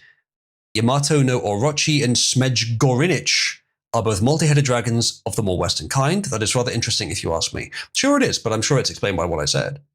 And there's the hybrid. I would want to look into it for more detail. But I suspect it's the same idea. And I don't know if that was maybe after the point that their cultures would be similar enough that would spread anyway. I mean, as I said, there was no time that Asian cultures and European cultures were completely disconnected. As far as I know. Japanese maybe, but not Chinese. But Uzalu, your idea that... I would not say crabs are the ultimate life form, but I think on the... if you know about gradient descent, they are a dip with not many other dips nearby. They're a low point that things in a large area fall into quite neatly, but it's not the lowest point. There are other points that are better. It's just a very popular descended point. I love crabs. They taste good. True. Having a vacuum of negative knowledge allowed to speak during the stream. I hope, Makatalu, you're not talking about me there. I hope he's not talking about me. Well, Cybersmith is the ultimate life form, the pinnacle of evolution, says this is UFC. Wait, can you still hear me? Interesting. No. Ah, yes, the Tribble. Well, to be fair, it was, what was it? Tetra something, the wheat, the blue wheat that they had that was like super wheat. The Tribble had never bred so fast in the entire universe, I suspect, than it did there. Anyway, I mean, we could read some of this article, but I think we'll move on. Yeah. Well, yes, I don't want to distract too much from what was the focus. If there was species of crabs with potable thumbs, we would all be doomed. I mean, their claws they can grip things, but I don't think crabs have ever displayed a propensity for tool use, unless you put the tool in their claws, like in nature. There are some animals that do. Funnily enough, they're all closely related to humans. Yeah, Cybersmith. Lord forgive me. Cybersmith is correct. Their claws do oppose. Can you still hear me? Is this all right? Shall we cover one of the topics we were actually supposed to cover? Some crabs do use rocks. Okay, fair enough. Yes, we can hear you. The crabs have you believe? They're just hiding it. They use 9/11 to cover up the fact that they are the superior species on the planet. Crabs. All right, yeah, time for the baseball, Karen. Mom all did 9/11. Very true. There's no audio. Oh wait, no, there is audio. Okay. I was wondering why you were all so quiet. I was wondering why my you earbud died. couldn't hear me. I wasn't sure if you were ignoring. Let's see if I can remedy that, shall we? Okay, no. Yeah, that was actually a good excuse to move on, but unfortunately, okay. I did not mean to interrupt anyone when I was talking for the last few minutes. My earbuds die without alerting me of low battery sometimes, so apologies. Yeah, you didn't miss much. Did I not miss much? Okay, interesting. So, did you have any objections to any of the evolutionary stuff I talked about? Because that is one area that I actually know quite well. That was sort of my point, what I was trying to raise. I was wondering if you were cutting me off on purpose. So no, it was not intentional. There is also the concept of hyperdiffusion, the idea that human cultures originated from a few small points. There's Hyperborea, where you get all Altaic, Amerindian, and Aryan peoples. There's Eden, where the Semitic peoples came from. It's possible that these are the enclaves of humanity that survived some previous vast cataclysm, and that those few enclaves shared the same stories that then diffused throughout modern cultures. So it's more like we're remembering some ancient truth. But why is that necessary? That theory doesn't actually add anything. It just specifies some notions that are not true. It matches with linguistic and etymological data. What I described does match with it. What you described doesn't. There's no evidence of any Eden. There's no evidence of any cataclysm that killed as many people as you needed to for that to make sense. Yes, the flood, but it didn't kill anywhere near as many as you think it did. Well, there have been successive cataclysms. Think of the 2008 stock market crash, the Bronze Age collapse, the Ice Age. There have been successive cataclysms throughout history that have essentially reset society, if not all the way back to zero, have reset it. Like, we are probably not the first society. The 2008 stock market did not crash the world, didn't it? A lot of people didn't even notice it, Cybersmith. It was an economic shift. It was not a cataclysm. The country of Canada did not give a fuck, because the Prime Minister was just like, yeah, and we just had different economic policies that ended up mostly just ignoring it. Like, we were fine. It's all cyclical, isn't it? It's all continuous. Yeah, but that doesn't mean Eden is real. That does not mean Eden is real, Cybersmith. Society going through cycles does not mean Eden is real. It feels true. Oh, okay. Oh, God. But is it true? No. Cybersmith. It is in the direction of truth. It is. No, it's not in the direction of truth. No, it's not. I won't even give you that. It's in the direction of biblical fantasy, of a creation myth. They're quite common. They were all the rage a few thousand years ago, and they're still quite popular today. I don't know, Uslu. That sounds pretty far-fetched. People would really just lie like that on Twitter? A lot of them weren't lying. They thought they were presenting a plausible hypothesis. I think the people that originally wrote it didn't think it was literally true, but it became that way later. I don't know. Sounds a little far-fetched. There's no way people would lie on the internet. Or in real life. Or by oral tradition from thousands of years ago. Oral tradition? I'm just saying. Have you seen her? Just saying, your mom and I have an oral tradition. Very true. Very true. I did walk in on you while you were doing that, unfortunately. She didn't mind. I did. I'm sure you did. So anyway, I still don't see. I think you want certain things to be true, Cybersmith, so you insert them where they do not belong. There's no reason to, like, what I proposed explained it perfectly well, as far as I know. There's no need to add anything else. There's no need to insert Hyperborea. Like what you said about some original cultures having similar stories. Yeah, that's what I'm saying.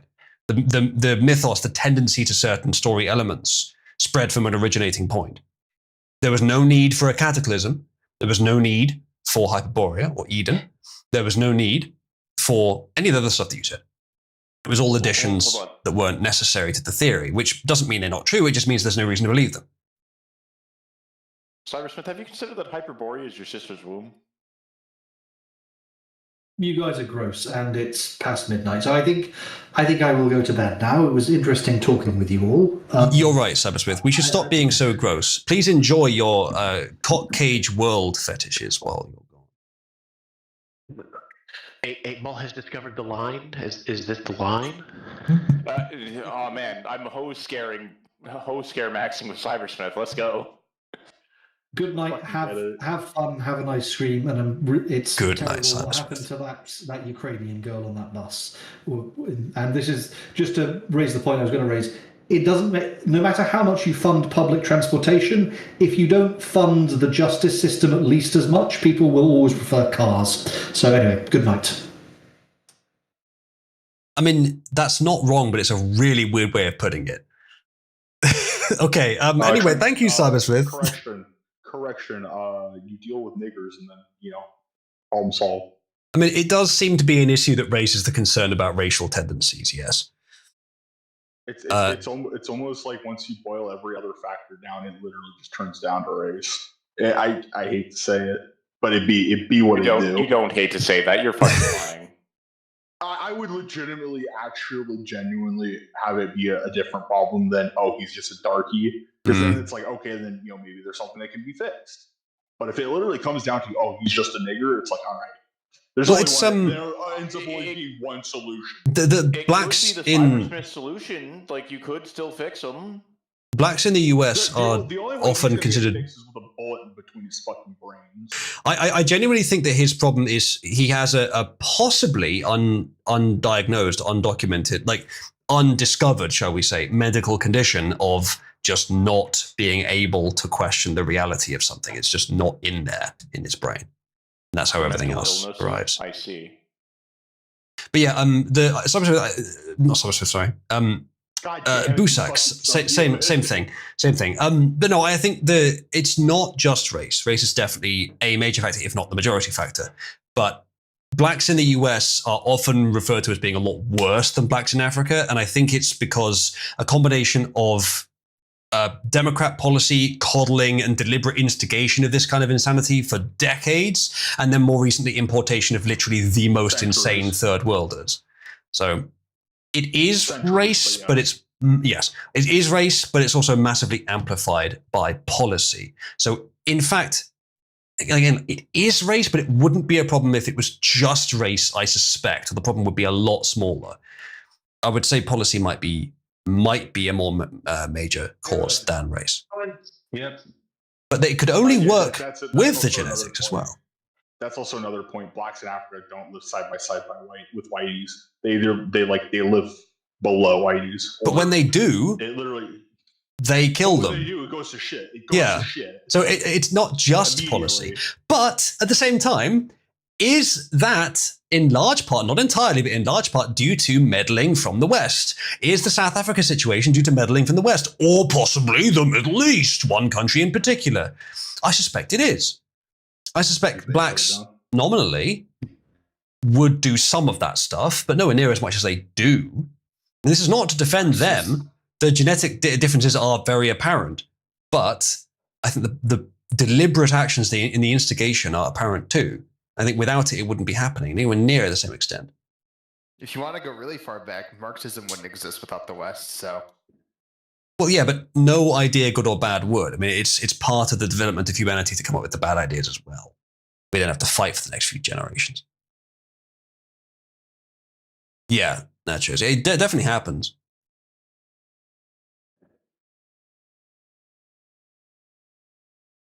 Yeah. Yeah, no, just there's definitely big examples like that. Just why I'm saying, like, yeah, there's definitely genetic tendencies. I don't think they could do it if not for blacks being as they are, but still. If we didn't colonize Africa, there would be less Africans, thus less African behavior.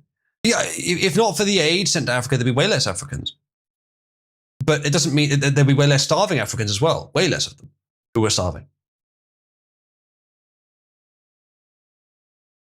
Anyway, speaking of behavior becoming African Americans. So, baseball game.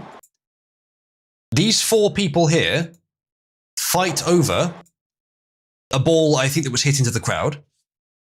As you can see here in the middle, this woman is trying to say, no, it's mine. And this guy has got it. Guy with the red on the right here. He's got the ball.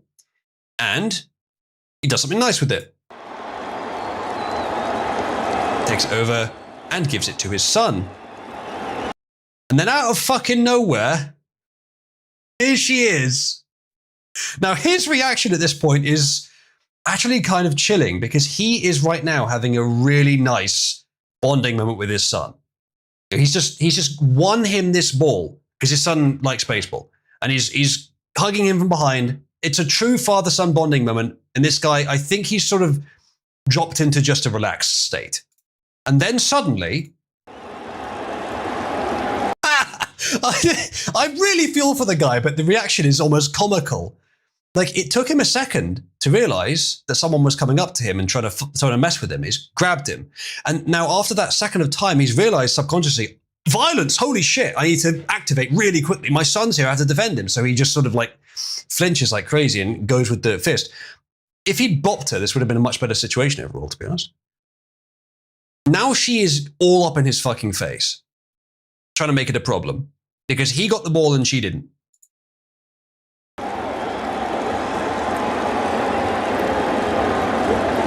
She's making it a problem and they're discussing where the ball landed, I assume. Now, I think what happened is he was probably further away from where the ball landed than she was.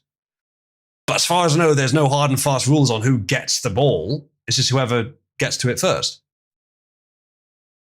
Usually it just ends up being given to the nearest child because yeah, there you go. It's a far more impactful experience for the kid to get it than some random fucking adult. Yeah. Like, would you rather have it go to your 8-year-old or just like John 27?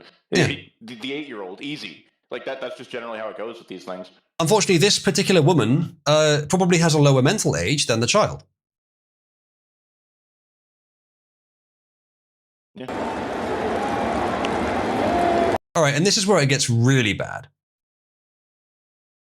This is where it gets really bad. I agree with Dowdy Bill for the fuck John 27. Very true. Please do not fuck Bible verses. Or do.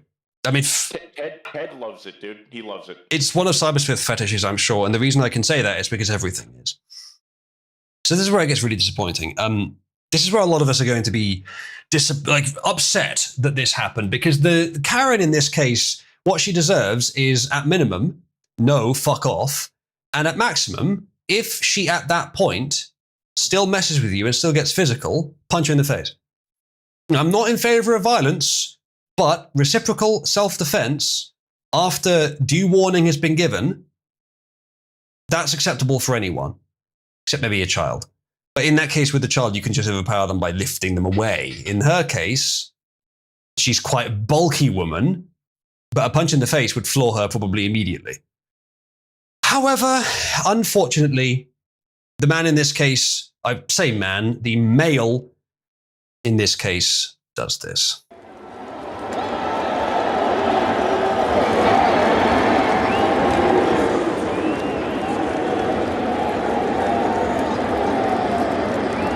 Steals the ball from his own son to give to this raging fucking lunatic.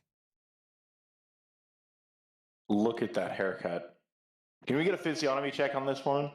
How many cats does she have? Physiognomy check. You can't even see the Not front good. of the face, but you can tell from her lips just how downturned they are even still. Dude. Mm-hmm. I've met Jewish people who would not do this. Well, I mean, more tact. Quattro doesn't count because he's actually supposedly one of the good ones, right, Quattro? So it seems. Well, I don't count him as Jewish. He's converted, but just for the record, if you're in this situation, you protect your son against the mad fucking family. I mean, look at this, right? Look at when he's being scolded here.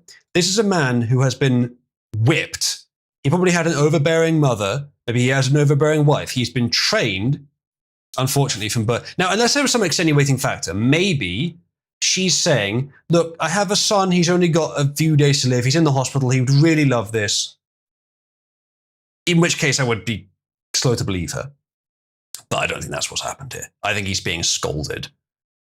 She's probably saying, it landed nearer me, so I should have it. Give it back to me immediately. And just using woman language to scold him and attack him via his tiny penis. Now, I'm making assumptions here. Perhaps I'm mistaken, but that's what it looks like. Yes, Buzak, we have that. There is an upside. Nachos, a woman, says, punch that cunt in the face. Yes. There she is scolding him. You can see him blinking. Like, what's that? What's the blinking? I mean, that seems like, again, it seems like he's had a really overbearing woman in his life who he has just learned to obey. And then he does he steals the ball from his son, gives it to her, and then he does that hand gesture, which is to say, I don't care anymore, just go away. That attitude is fucking bad. No matter who you are, stand up for yourself when it matters. And in this case, it matters. He acted like it didn't matter, but it absolutely did, because what he just did was steal the ball from his son on behalf of an angry, evil woman. He did almost everything wrong. If his attitude had started with, I don't care, go away, then it'd be fine. But no, it ended with, I don't care, go away. Yeah. Pavlovian incentives, simple. If you do good, you get good. If you do bad, you get bad. And, obviously the Pavlov thing was about the anticipation of it. So not quite what I mean, but just the incentive structure where you give something good for something good and give something bad for something bad. It works with everyone, everywhere, all the time. Not, I shouldn't word it that way, but generally all the time. Not absolutely all the time, but generally all the time. So if someone does something bad, you have a responsibility as a fellow life form not to reward them for that. You make, every time that happens, even a little bit, society becomes a little bit more deranged. So you have a responsibility to reward good behavior, to go out of your way to thank someone for doing something that's good, that they didn't have to do. Go out of your way. It's why I would specifically, and I recommend this, other people, I notice often don't do this.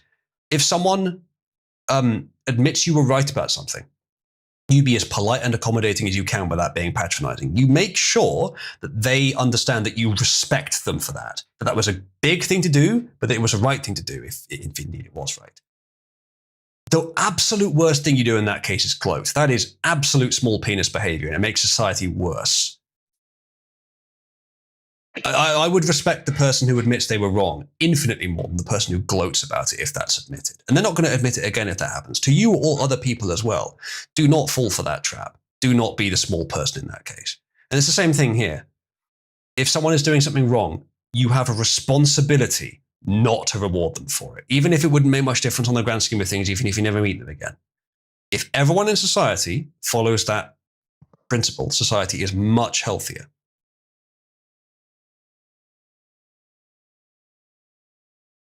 However, there is an upside to this, because despite the father's failure, baseball fans are outraged after a woman chased down a dad to get a home run ball from a kid, but there's a happy ending. So here's the full story. This video is going to make you lose your mind. It says, a home run ball was hit into the stands at a Phillies game last night, and a dad was able to snag the ball for his son before this lady who dropped the catch was able to grab it off the ground. So, okay, so it sounds like it bounced out of her hand and then he got it. Well, too fucking bad. If it bounces out of your hand in the game, you don't get any credit for that. It says dad obviously didn't just snag the ball out of her hand, he grabbed it off the ground while they were both there simultaneously after she dropped the catch. He also gave the ball to his son. The rules of fandom clearly state that's his ball. But the rules of an old Phillies lady scorned, it says. And here's a really close one.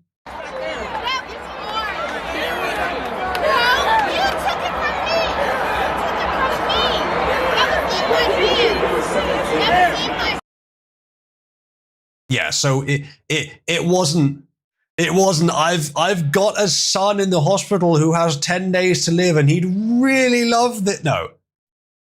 She was being a selfish bitch, and she deserved to be told to fuck off, and if she persisted, bopped in the face. Anyway, it continues. The lady was booed into outer space, it says.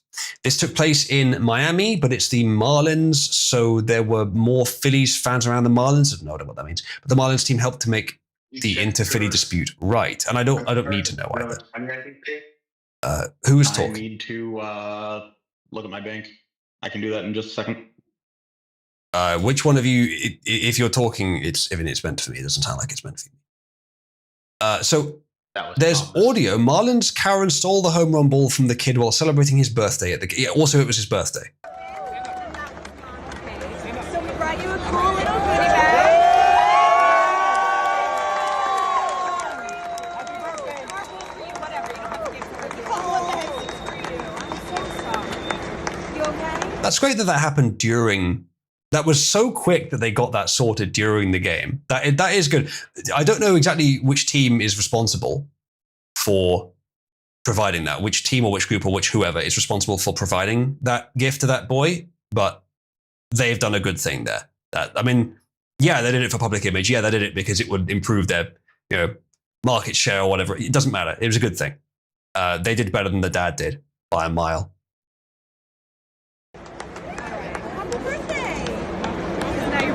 Couple days. Oh, okay. Okay, so it wasn't his birthday yet, but it was a couple of days, so close enough. The Phillies on top of it all made the whole affair worthwhile, and he got a signed bat from one of the players, I think. Gave him a... Yeah, there you go. That's good. So yeah, he deserved the ball. He deserved to get the ball, because that would have been possibly a more meaningful thing. His dad caught it. It was unplanned. His dad caught it and gave it to him, and it's a naturally generated artifact of a bonding moment. That's good. That's the kind of thing families need. It's good that they did this. It's good that he got something out of it, but it's much less natural, and it's not really a bonding moment for the dad and the son. The dad already failed the son by this point. It's just the son is getting the nice thing. But it's not going to resonate as a bonding moment anymore. The son will have lost faith in his father. In fact, possibly even more so because of the nice things the rest of these people did. Why couldn't my dad have protected the ball? Maybe he still would have got this treatment even if his dad had said no. Because as it landed at her feet, she was trying to pick it up and he charged across 10 seats to steal it. Yeah, that's fine. I mean, you say steal. Sports is all about stealing balls at different times. I mean, it landed somewhere that she couldn't reach it. That's half the audience. What's all the audience? Skill issue, simple as. Yeah.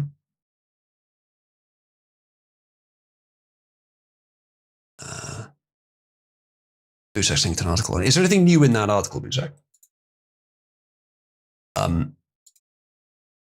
Fox's The Fixer has decided to look up the family as well. I don't think we need to do that. Well,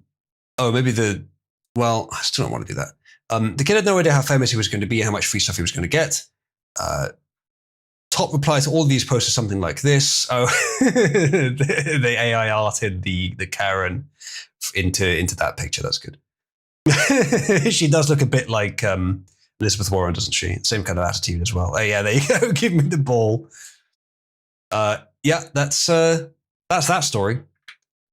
What a horrible situation. And it's good that the kid got some nice stuff, but the real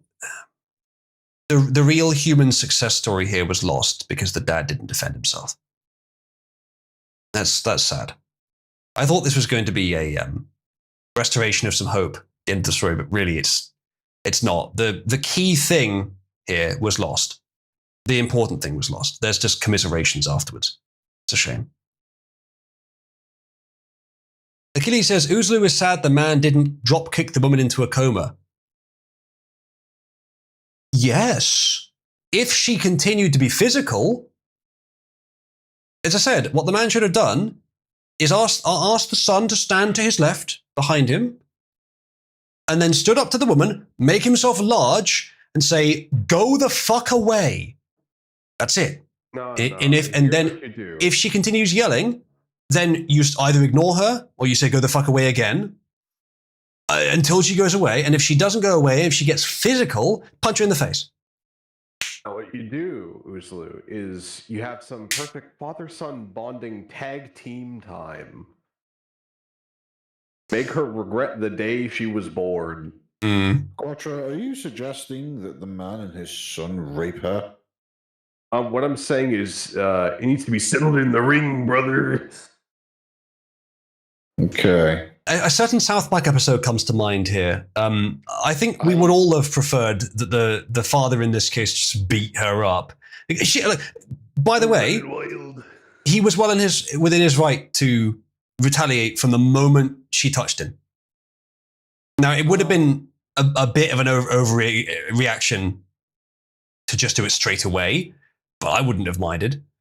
But especially if he had stood up and said no, and she still didn't go away or still got physical, yeah, you punch her in the face.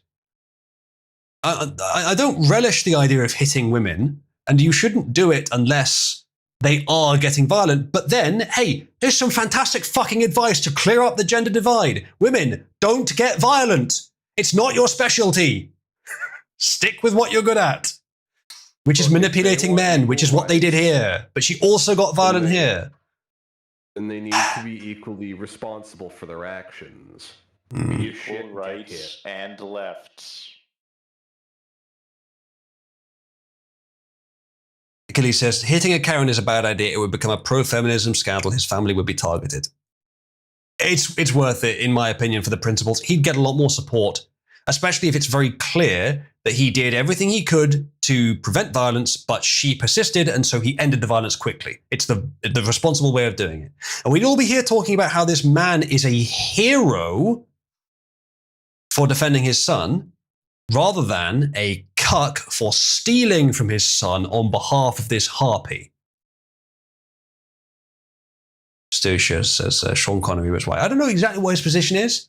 And I think that domestic violence against women is almost never necessary, again, unless they get physical. But with an RKO out of nowhere. There may be some parts of what he said that were true. But yeah, it certainly should be kept to a minimum. But if it's a stranger and they're getting physical, yeah, especially if you've got a kid to protect as well, who she's targeting. She wants something from the kid. She wants to take something the kid has that amplifies it. It's not just assault. It's assault plus intent to steal. Yeah, she has committed what she's done there, touching him. That is assault. It's a pretty technical definition of it, and we wouldn't necessarily arrest on that basis, but it is assault. Battery, not assault. It may be different in different countries. JPEG says, I don't think there's anything particularly, quote from Sean Connery, I don't think there's anything particularly wrong with hitting a woman, though I don't recommend doing it in the same way you'd hit a man. Sure. But the thing is with this woman, the best thing for everyone is for her to be unconscious in this situation. Slapping her is just going to make her angrier. Probably. It might make her cry and run away, actually, which is what she deserves. That would be better. That's the best of both worlds. If you slap her, she cries and runs away. That's the best of both worlds. Knock her out, you get more trouble afterwards, but on the day, everyone gets less trouble. But yeah, I would, if I was in a situation like this and I was protecting my son, I wouldn't care if the whole stadium thought I was an evil bastard as long as I protected my son. That's the priority. But, they may be dismayed by the vision of violence, but especially with the analysis of what actually happened, they would all side with him in the end. But short of that, okay, fair enough, that would cause issues. I would stand there the whole day body blocking her, the whole rest of the event body blocking her, rather than give it back to her. How many of the rest of you would be willing to stand there for the entire game until she got bored, body blocking her and saying, no, go away, even if you didn't punch her, rather than stealing the ball from your son to give it back to her?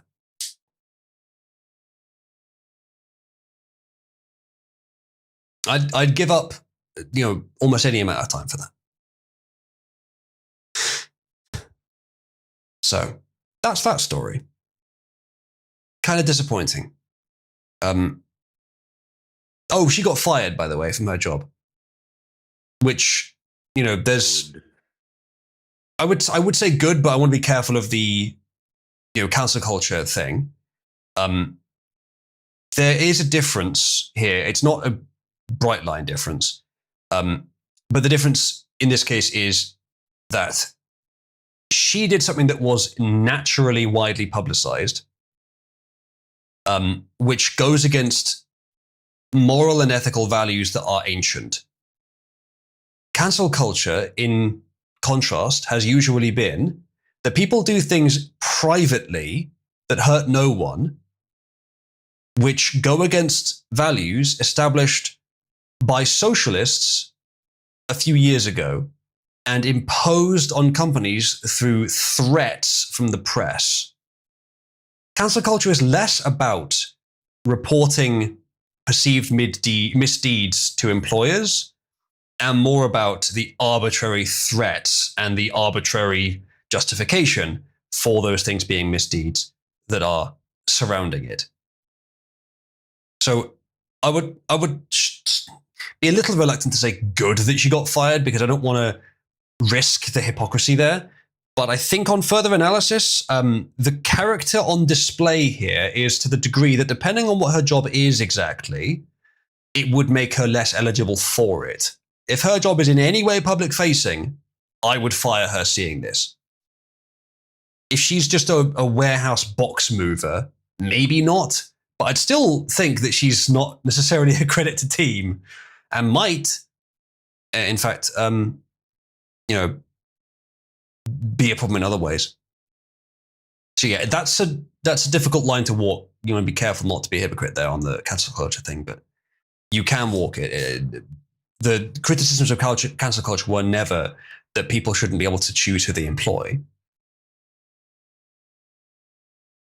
JPEG, one of the ways that you get to winning if you are truth focused and if your society has not collapsed to the point that you must be tactical all the time, you must be like survival focused all the time, is by being truthful.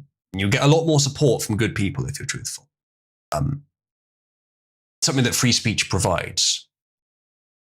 If you have a civilized society and free speech, then truth is effective as a tool. If you don't have a civilized society, then free speech can't exist anyway, and at that point, truth is almost useless. We establish civilization essentially so that truth can prevail to some extent. And then it does.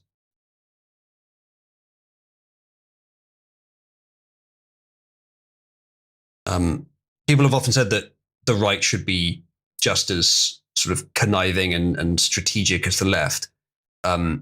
I disagree. I think all the benefit the right has gained in regaining position and power over the last 10 years, and all the stuff it will do so with, is from a mix of, yes, some strategy, but not dishonest strategy, and following good principles and the truth. This is how society is supposed to change. The left forces its way into the zeitgeist with some new social idea or set of ideas which it wants to test. We all have to fucking put up with it because they do that every now and again. They have the power to make it happen. But when those ideas inevitably fail, and less than 1% of what they propose actually has any value, we have to come back and set society to a sensible norm. Even if that means undoing all of their changes, which in this case is likely. But sometimes it's not that much of it. Sometimes some of their ideas do work, but not this time. JPEGs is the moral high ground. It's only a value when there's a third party who convince. Kind of. I usually yes, but over a long enough time span, we're not talking about moral high ground necessarily. Hypocrisy, the reason it matters is not so much because of its immorality. If you are a hypocrite, then you are making mistakes in life. If you truly believe two contradictory things, you will be making mistakes. And someone that believes in the truth, or some group, again, individual, it's hard to gauge because it's bigger than that. But when a large group believes in the truth, if they have ways of surviving, generally speaking, then they will be more effective in the long term. So truth is not for short term. Sometimes in the short term, you need to drop it slightly to survive. But in the long term, the more truthful you are, the better you'll do. You have to be sensible with that balance. But the best societies are the ones that focus on the truth, but still focus on victory when they need to. And the best groups, the best movements, the best individuals as well. Because it does happen to some extent at an individual level. That's the balance, though. So hypocrisy is not just a moral matter. It is about your consistency, which is useful for you as well.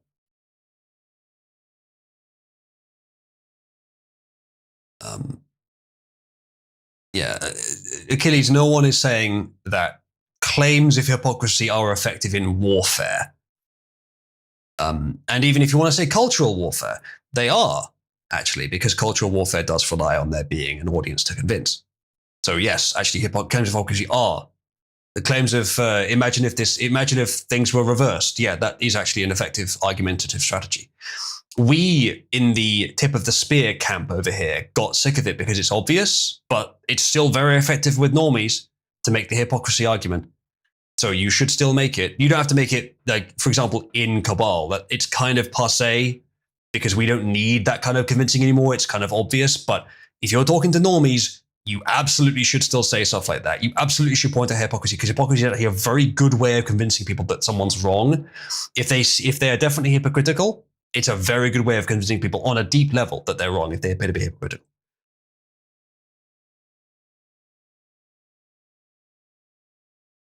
Many of them can, Perk. Not as well, but they can.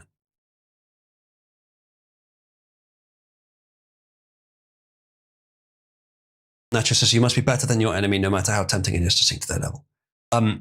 Very much generally, yes. As I said, there are some times where you have to put victory/survival, often the same thing, first, where truth needs to take a back seat. Because often truth and victory are the same, but sometimes they're not. And where they conflict, victory must be prioritized if it is the choice between survival and not. You must choose survival, but all the rest of the time, try and be as truthful as you can. Yes, generally speaking, I agree with that. And I'm not saying this, again, I'm not saying this for some sort of greater moral purpose or because I feel an inexplicable pull towards truthfulness. No, it is literally better for a civilization to do this as long as it can survive at the same time. As long as it can survive, it should spend the rest of its time being as truthful as it can. And sometimes that survival involves competing with other nations in ways that are underhanded, unfortunately. So that's part of the victory aspect, as long as you can survive. But because the world is in such tension, that survival sometimes requires underhanded international fuckery. But especially within your nation, it should be truth first. I don't think we're even talking past each other, JPEG. I think we do agree. I think we understand each other. You're talking about as a rebuilding. I was talking on a strategic level of winning a war. You're a step ahead of what I'm talking about. There is much of a contradiction in our position. Fair enough. I think even then, the kind of war that we're in right now does not preclude truth being. I'm not just talking about rebuilding. I'm also talking about fighting the war itself. If we're talking about a physical war, with weapons war, then no, truth is only really useful in your own camp as a weapon. Directly, it isn't. But we're talking about a cultural war, a social war, in which case truth is actually quite useful. So the only thing, you have to be strategic as well, but the more truthful you can be, the more normal people you'll get on your side, and the longer you'll win for. Like, the left gained this position, but it was never going to last because nothing they were doing was truthful. It was all fantasy. But the right's position, generally, though not perfect, is much closer to a sort of a path forward that is attentive to the truth, including the truth of where civilization currently is, and thus what is useful. The true and useful are often the same, but not always, but often.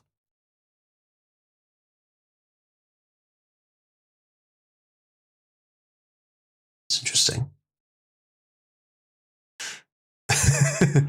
That's good, Buzak. Anyway, let's move on to the next thing. What other stories did I put in the list? Because we should probably cover those specifically. Okay, so breaking. Japan's Prime Minister Shigeru Ishiba, who recently stated that he wanted to import millions of Africans, Kurds, and Muslims to make Japan more tolerant, has announced his resignation today. Great news for the people of Japan, he says. It sure sounds like it, and it probably is. I don't really have a second side to this. It probably is great news. Why, though, he's resigning, I'm not sure. The assumption that we would like to make, I'm sure, is that the people of Japan have risen up against globalist forces and completely rejected that regime, and so they want someone completely different from him. Well, what if he's being replaced by one of two people that are worse? What if he's not globalist enough? And that's why he's being pulled out. See, we don't know. We do have something on the next two probable candidates. So, two leading candidates for potential snap LDP presidential election to remove Ishiba. I guess LDP is the party. Shinjiro Koizumi, the frontrunner candidate with his high name recognition and charisma. However, there remain questions about his lack of experience and whether he has the ability needed to handle complex national and international issues as Prime Minister. And then Sane Takaichi, expected to be Koizumi's main rival. However, members of the former Abe faction, her main base of support, suffered significant losses in the 2014 and 2015 elections, making this an uphill battle for her. So we could look at their policies. Somnus has some information. I appreciate that, Somnus. Let's see what they... let's have a look at what their policies are. So you've got here that World Economic Forum has indexed Koizumi. Now, I want to remind you all that while this is a data point, it does not mean that he is aligned with them. He might be. But him simply being on their website doesn't mean that. And bear in mind, they will, they can control you through multiple means. They can control you by, changing who your politicians are, but they can also control you by pretending that someone is on their side who isn't. That psychological warfare can go both ways. So it's trivially easy for them to trick you into disliking someone. Trivially easy, and it's often beneficial for them to do so. Don't give them that weapon. Just because he's on their website does not mean that he's necessarily a globalist. There have been examples where they probably weren't, even though they were on their website. Now, that said, he might be. If we look into it and he turns out to be, fair enough. In this case, it was the same thing. Is she on there, asks Pug. I don't know.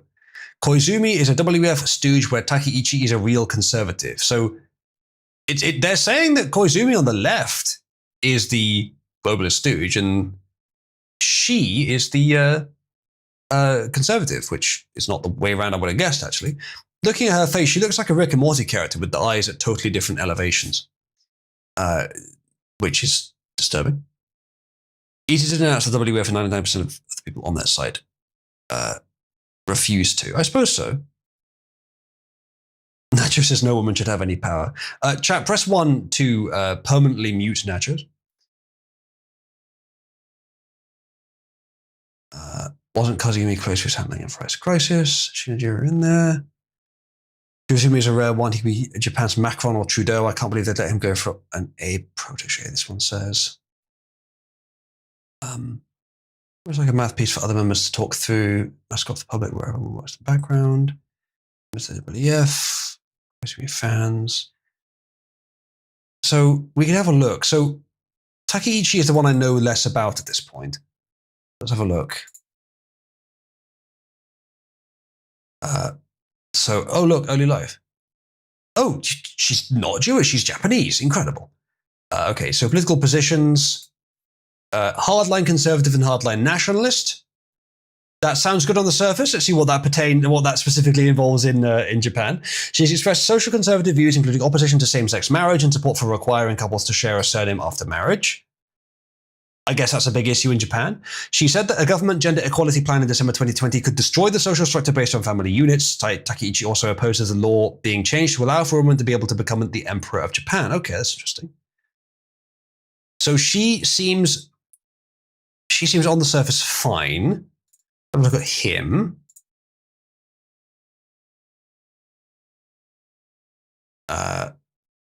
Views.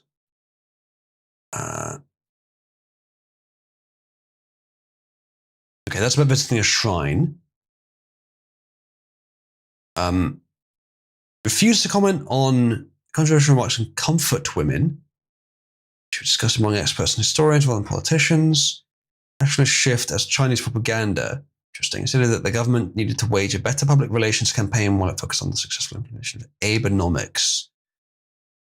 Commented on the Japanese constitution, stated that amendments were necessary, but that there were more immediate problems to be solved. Critically, the government's decision to terminate a corporate tax surcharge. This is not very comprehensive, is it? So they're trying to hide something here.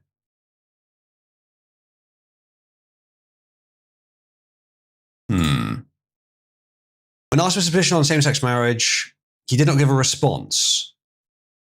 He said it was in favor of its legalization 4 years later. When asked again, he did not respond. Survey conducted. He affirmed the support for legalization. Okay, so he's in favor of the gays.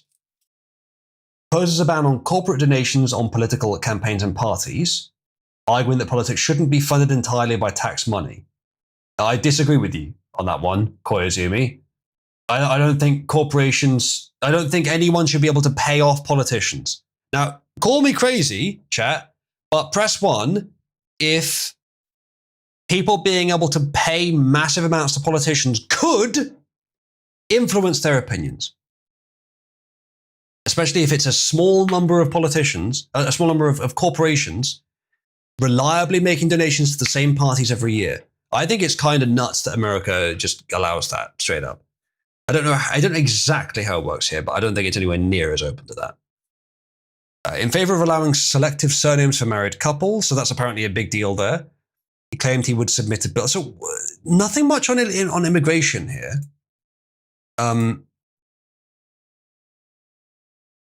Prohibits Japan from entering armed conflict. I mean, I think at this point that could be turned off. Japan's much more trustworthy to enter conflict than most other countries around the world, to be honest. War crimes committed by Japan in World War II have been exaggerated. Interesting. She might be right about that. Comfort women. I don't know what that means.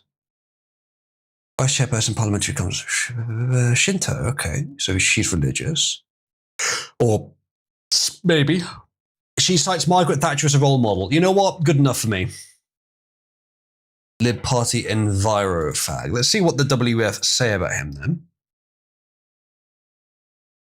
Bachelor in Economics, Master of Political Science.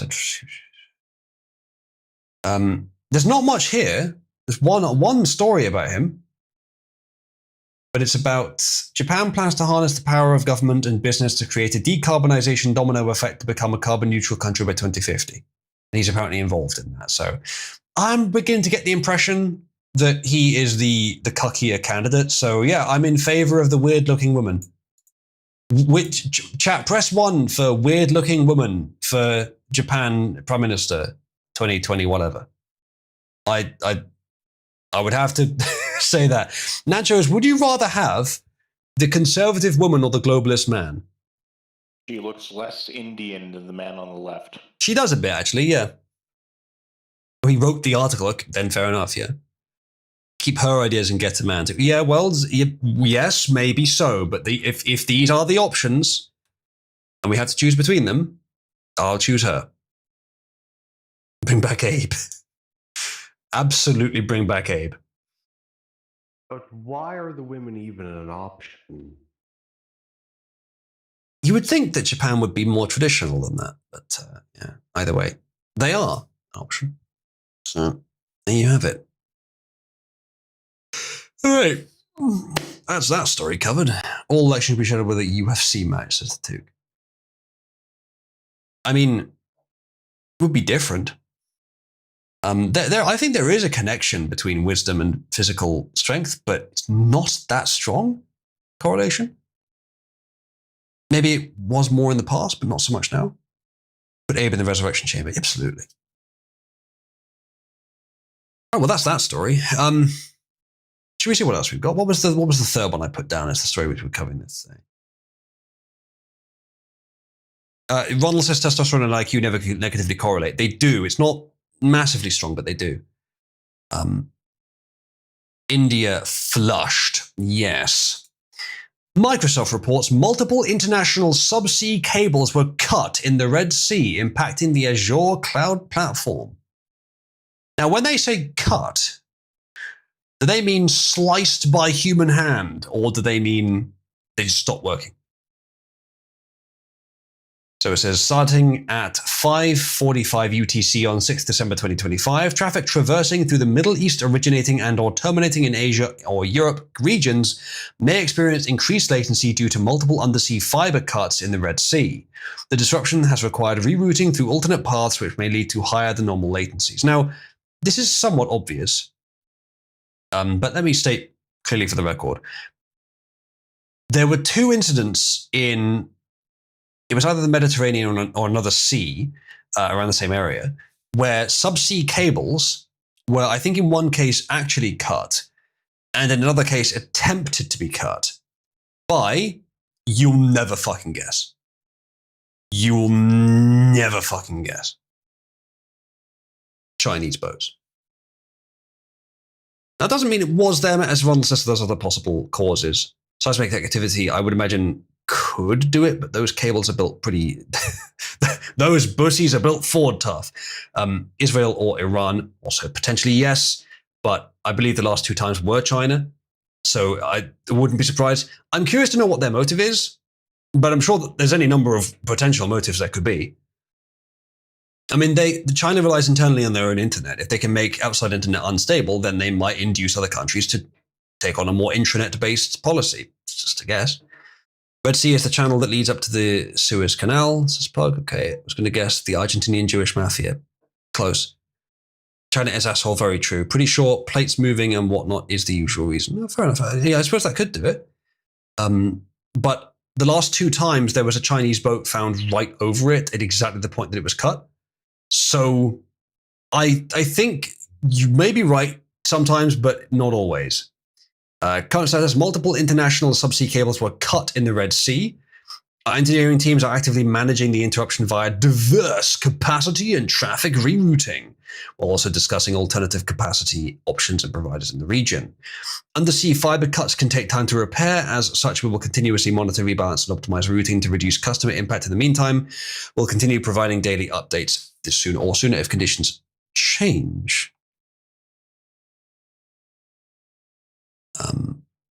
If we infect the Chinese internet with a virus that just changes the desktop of every computer to Tiananmen Square, it will offline the whole country, maybe, yeah. Ronald, I don't think intranet is inevitable. I don't know why we would assume that. Yes, governments are moving in that direction. It doesn't mean they'll continue to do so. It could be that the inevitable direction of travel after this brief flirtation with authoritarianism is the exact opposite, as China collapses and we all go to an open internet. There's more. Internet connectivity in parts of Pakistan and India is degraded after subsea cable failures in the Red Sea. Apparently, the SMW4 and IMEWE systems near Jeddah are affected. This is huge. These cables carry massive traffic between Europe, the Middle East, and Asia. There's a bit more information from this guy as well. More technical details, outages, sometimes several times in a single year. Some segments over 15 years old, more vulnerable to wear. So it could be anything. Most common cause of subsea cable outages is accidental sabotage is rare. Wait, what? Remember, the most common cause of subsea cables outages is accidental sabotage is rare. But in today's geopolitical climate, you can't completely rule it out. Oh, sorry, is accidental. Sabotage is rare. Okay, he didn't put a full stop. In the UAE, home to Dubai and Abu Dhabi, internet users on the country's state-owned Do and That network complained of slow internet speeds. Don't fix the cable, says Ian Miles Sean. Trump with the cable. The US maybe would have a motive for this, just try and mess with the region, but I don't see a clear motive. Then again, I don't really for China either. Imagine being a subsea fishing vessel and you haul up a fiber optic cable. How fucked are you? Yeah. I don't think they fish that deep and they're very heavy, so I don't think you could, but I don't agree with you, Ronald. I think China is extremely precarious. Israel or Iran are more likely in that region. Fair enough. It could very well have been that. 20 Chinese dude looking at it and wondering how to cook it. Yeah. If the Chinese cut off India and Pakistan from the internet, that would certainly be a good service they did for the world. Well, that's just the thing. There was that post earlier that I don't have currently to hand, but if anyone has it, please link it, of a bunch of like right-wing Twitter accounts just suddenly not having posted for 12 hours. Now, while this is a trend that we've noticed, thank you, UFC, where suddenly like all of the like white statue posing posts and accounts and the sort of return accounts are run by Indians. What a coincidence! They all seem to be. And there's some examples. They give 5 examples of accounts that haven't posted. At the same time, India's not offline. Their internet's just slowed down because there's other routes for the internet to go besides these cables. The cables make it faster. It's not the only way for traffic to travel. So this doesn't mean anything. But then it is weird that they haven't posted. I mean, could be anything. Maybe some regions in India really are down. I don't know. But there's no particular reason that the whole country would be down. It's just slower. But maybe some regions are down or some ISPs are handling it differently, or there's so little space in the pipes that some areas are essentially down because they just can't access it. Something like that. But it's very possible that any of these accounts are in fact Indian, yes. And if you use, like, them being Indian doesn't make them invalid to follow, but it may make them less wise to listen to. I mean, I've always held the opinion that a block of text can be true or false, doesn't matter who it comes from. And now that's basically a logical certainty. It's a fallacy to assume otherwise.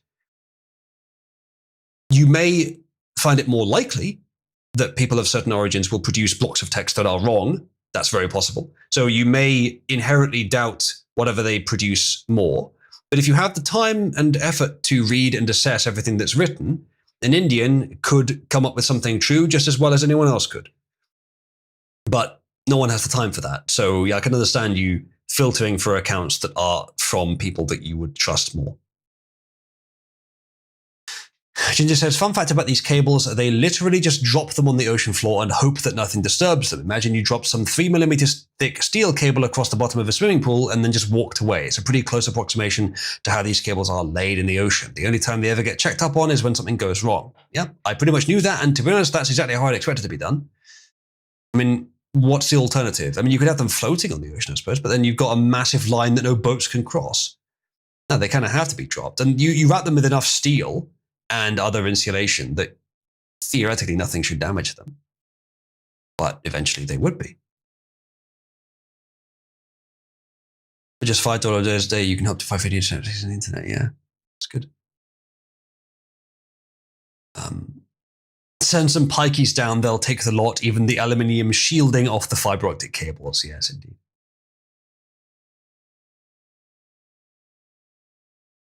But yes, the color or the smell of a block of text does not make it any less correct, i.e. who wrote it does not make it any less correct. If it is correct, it is correct. It doesn't matter who wrote it. So good ideas can come from anywhere. But there are certain places where they are more likely and less likely to come from, and certainly everyone has the right to exercise that discretion preemptively. Indigenous ways of knowing say otherwise. Well, you go for it, Ronald, and have fun in Hyperborea. Ginger says, leaving them floating would be so much worse. The surface of the ocean would snap those things like twigs, lots of power in them, their waves, indeed. That's what I'm saying. It doesn't make any sense. You would just have them on the ground. And that's what they do. I suppose you could have them precisely calibrated so they don't lie on the floor.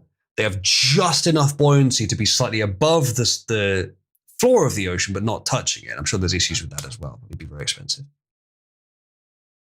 No, maybe not actually. Just like just enough air to slightly offset them. Although I don't know about that. I don't think you can have them floating at a certain depth, or can you? They'd be very precisely calibrated. I reckon you probably could. Maybe I'm mistaken.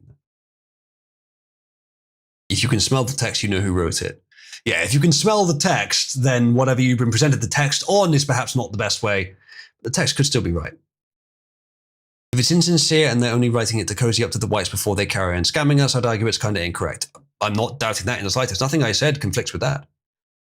I'm just saying that they could say something correct regardless, but you may choose not to trust them because any given thing they say next might not be. Again, if you have the time to assess every individual thing that they say, then it doesn't matter what race they are. You can still assess what they say. You can still assess it individually. But if no one has the time to do that to the rigor that you'd need to be sure, so using their group identity as a proxy for that is not a bad way of reasoning. Not ideal, but we don't all have the time to be ideal in that kind of specific way. If they say something correct, it was by mistakes as well. Wouldn't go quite that far, but I can see where you're coming from. It's often going to be the result of either it's obvious or it's something that they stole, or they had a rare moment of intelligent productivity, or it's a mistake. Like I said, it's an easy scam, but 90% of what they are doing is just content aggregation for stuff conservatives want to see. The pushing pro-India and sometimes pro-China stuff is what some of them do that is evil. Indeed. And if they do that, yeah, by all means unfollow them and find an aggregator that isn't doing that, because that's advertising. And I would always skip the advertising. And if someone does it in a way I find unethical, then I would stop following them. And just as achieving neutral buoyancy is actually very difficult. I was thinking it was, the more I thought about it. Especially when the salinity of the ocean changes at different elevations, lots of stresses would build up, not to mention the ability for them to drift. Letting them just flop into the sand at the bottom is literally the best option we have, at least until we figure out how to bounce shit off of Van Allen belts or something like that. Yes. What about whales smashing into them? Yeah, I suppose so. The only thing is, Ginger, from what Ronald said earlier, the tectonic thing, I assume that causes an issue that you wouldn't necessarily have if it was floating, but probably you just have other issues to a larger extent, so probably not worth it. Anyway, that is all three of the stories I was planning to cover today as sort of the necessary ones, so we can have a few others. Better than dealing with the ocean currents. Yeah, that makes sense. Okay, let's see what else we have. All information on millions of SD cards and train whales to transport the internet back and forth. See, that's a fun idea. All right, what is this? It's been revealed that the Hyundai battery plant raided in Georgia, being operated almost entirely by illegals, is the same facility built with $5 billion as part of a Biden administration investment to bring jobs back to Americans. I don't need to say anything to add to that. See what the video is.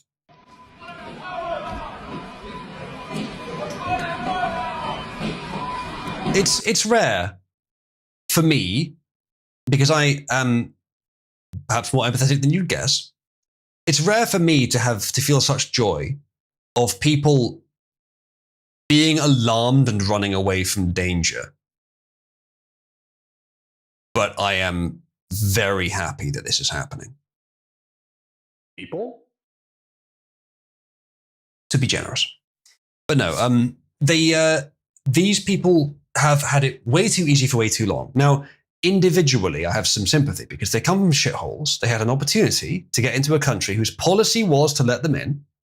And so they did. And if I was individually in their situation, maybe I would have done the same thing.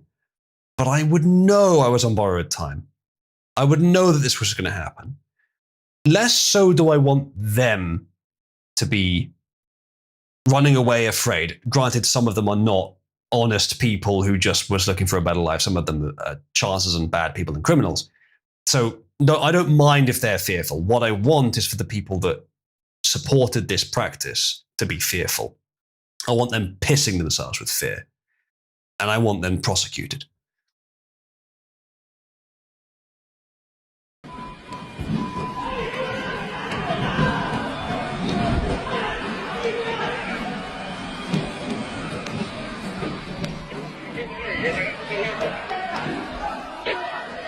Warrant for this entire construction site, okay? We're Homeland Security. We have a search warrant for the whole site. We need construction to cease immediately. We need all work to end on the site. Don't know why I cut there. But yes, the strange thing is about these illegals that I think I have something about this later as well. They weren't Browns. They weren't Mexican. So, okay, what I said just now about was mainly about Mexicans, so it doesn't quite apply here. In this case, they were South Korean, which I thought was weird. And I noted before the stream that illegal immigrants are becoming specialized. I'm sure that was always the case to some extent, but I hadn't noticed it before now. This is the first example I've seen. So Tuke has an article about this. Let me have a look. Yes, 2 links, actually. Thank you, Tuke. South Korea and US reach deal for release of hundreds of workers detained during Hyundai plant raid in Georgia. Well, they're sending them home. Deporting them, fine, but whoever's responsible for this needs to face some sort of consequences. And if that's the South Korean state, then so be it. However, if they did a deal with the Biden government, then you could impose some diplomatic change of opinion about South Korea, but I don't think you can really punish them as a country for that, and you should send their people back. However, certainly, adjust your expectations about South Korea, your trustworthiness of them, and punish whoever was involved in the plant in doing this illegal activity. Unless, of course, they were forced by the government to do it. Which maybe they were. But I suspect they weren't forced. Raid every other Hyundai plant as well. Like, do a nationwide raid of all Hyundai plants all at once. That'll hurt them for being involved with this shit. And it'll hurt them in a very reasonable way as well. Tuke says, in all fairness, South Korea is heading into a global shithole too. I think it's been there for a while. It's kind of a feminist regime, isn't it? Lee Jae-myung says he'll crack down on South Koreans for anti-immigration activism as he opens South Korea wide.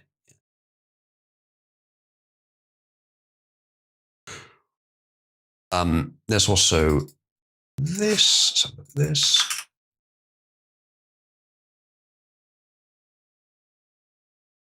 The 300 Korean national workers who were illegally employed by Hyundai instead of Americans are all being flown back to Korea. This guy says, I don't think anyone should have a problem with this. The key thing for the Koreans was just to secure safe release and transit. For the Americans, the admin prefers that jobs at Hyundai LG Energy Solution, which sounds like they would be appealing, go to Americans. That is the important thing here. But you want to stop this from happening in future as well. These aren't jobs picking strawberries. They are manufacturing batteries. They should be American jobs, IMO, this guy says, and are higher priority ones to protect in strategic sectors. Yeah, I would agree with that. The US and Seoul finalized an agreement on the release of the workers who were detained. The Hyundai battery plant. I wonder if there's any documentation on how this deal was arranged by the Biden admin. I think the most likely thing is that either there is and we won't hear about it because it just doesn't get released, or there isn't. It probably just isn't documented. Yeah. swept quickly away this one. Granted, them being deported and the jobs just going back to Americans is what should happen, but some sort of long-term effect, I think, should come from this as well. It depends who's responsible. If the Biden admin is mostly the instigators of this plan, then there's not a lot you can do about it. Every single South Korean president has either ended up in prison or dead after their term. Yes, we looked into that a while ago when there was that big problem with the last one. It was very, very, very interesting to look through that. That I think in the last 100 years or so, none of them have not suffered some horrible consequences. It's like a tradition; they all have to do it. All right, next story. We had that already. North Carolina City declares itself a Fourth Amendment workplace to protect illegal immigrants from ICE. So I have forgotten briefly what the Fourth Amendment is. It's unreasonable searches and seizures. Is not unreasonable.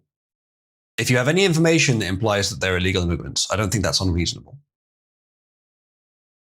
The measure, especially, I mean, it's what Trump's declared, but Trump has declared that it's an invasion, I think, or something like that anyway. So, you can definitely make the argument for this. The measure instructs city staff to uphold Fourth Amendment protections against ICE raids. So if ICE shows you documentation that says, this guy's an illegal, then you stand out the fucking way. That's not a Fourth Amendment violation anymore. But it is going to slow down ICE if they do this, if they actually enforce this, probably. Yeah. Yes, possibly, Jada, possibly. North Carolina City has approved a measure declaring itself a Fourth Amendment workplace and boosting protections for illegal immigrant workers targeted by U.S. Immigration and Customs Enforcement. Took says if you're illegal, it doesn't apply, you've broken the law already. Obviously, yes. But the problem is you need to be able to find out if they're illegal, in which case you need to ask them for some sort of documentation to show whether they're legal or not. Now, if you already know they are, then all you have to do is apprehend them. But I believe what they're doing here is trying to make it difficult for you to even begin that process. So it will slow down ICE, frustrating the process of apprehending and determining who is an illegal immigrant or not. But obviously, it doesn't change the legality of their situation. That's not the point. The Durham City Council passed the resolution on Tuesday with a unanimous vote, always be suspicious of unanimous votes, to shield city workers against raids and arrests carried out by federal officials. The Fourth Amendment protects citizens against unreasonable search and arrest. Excuse me. The resolution instructs city staff to uphold the Fourth Amendment at their workplace and city agencies and report back to city council any barriers to effectively training on the Fourth Amendment for any department. So I did say when Trump was elected that you would get, I wasn't sure exactly what form the attempts by sanctuary cities to prevent ICE from deporting from their area would look like. And I gave several ideas of how it could look. As it turns out, the answer is yes. All of the things I suggested and probably a few more as well. Military defense is something that I said was unlikely because they're all fucking cowards and they'd all lose. And it hasn't happened. But small-scale physical resistance, I think, has happened. Mostly it's been attempts at legal defenses, and this included, which is sort of legal, which will all at most slow down the federal government. Which is a solution to cities that choose to do such things. Quote, yeah, okay, you can let these guys in as much as you like, but if you do, no one will be allowed to leave your city. Immigration quarantine, you can have as many immigrants as you like, just so long as you keep them. Interesting idea. I think there are ways that would be impractical. For example, they'll end up smuggling them out. And that's not really the city's. The city has to enforce the quarantine. Unless the outside units enforce the quarantine, I suppose. But that's a lot more work, isn't it? I don't really want there to be papers, please checkpoints at every US state border. I know it's a fun suggestion. I don't think it would actually be the best way to handle it.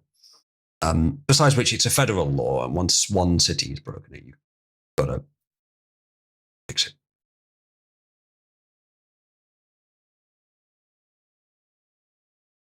And you can always, invade and reconquer the sanctuary cities that are doing this, but it's not necessary. You don't need to do that.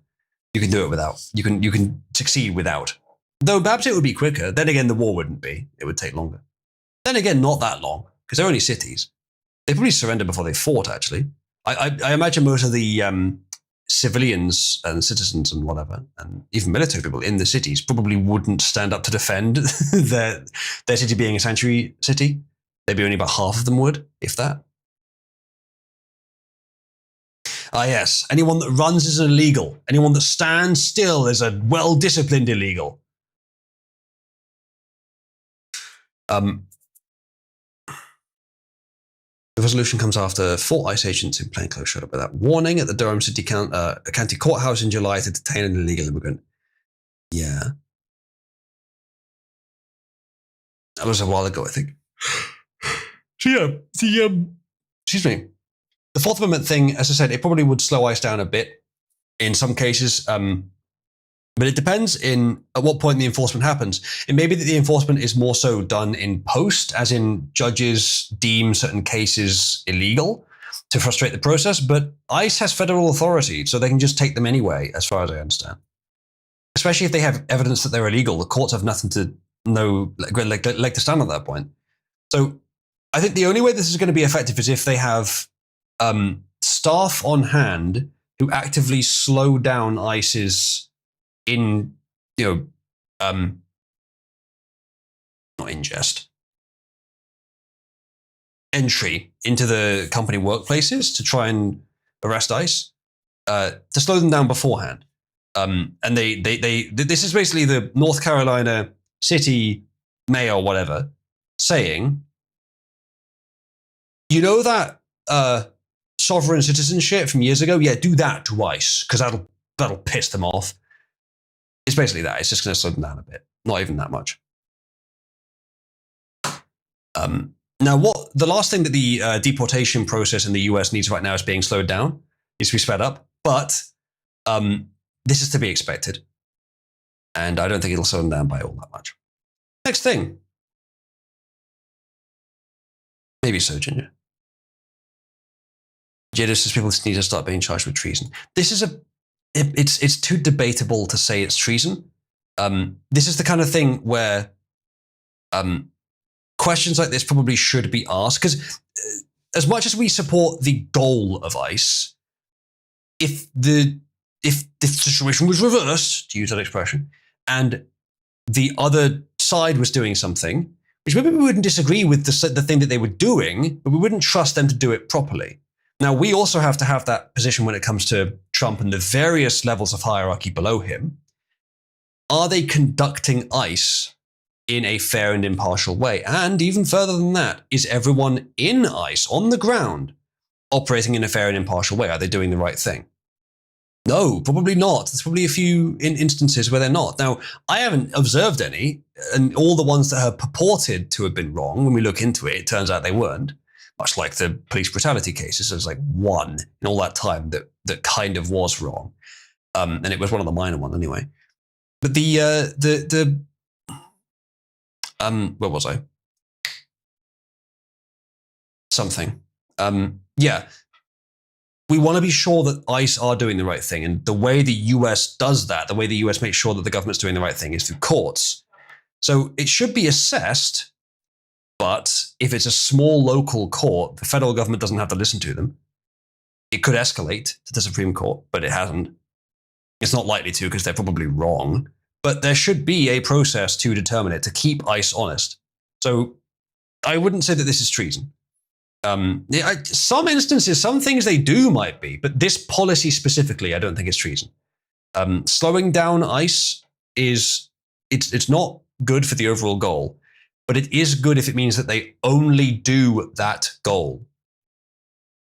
That's a trade-off, but I would probably rather that they do the right thing slightly slower at the expense of them not becoming mini tyrants. Rather than they do the right thing faster, but they do become mini tyrants. Now, if the US was in a more desperate situation, I might say, fuck it, caution to the wind, right-wing death squads. Not quite that far, but you get the idea. It's not quite that bad to the point you need to do that.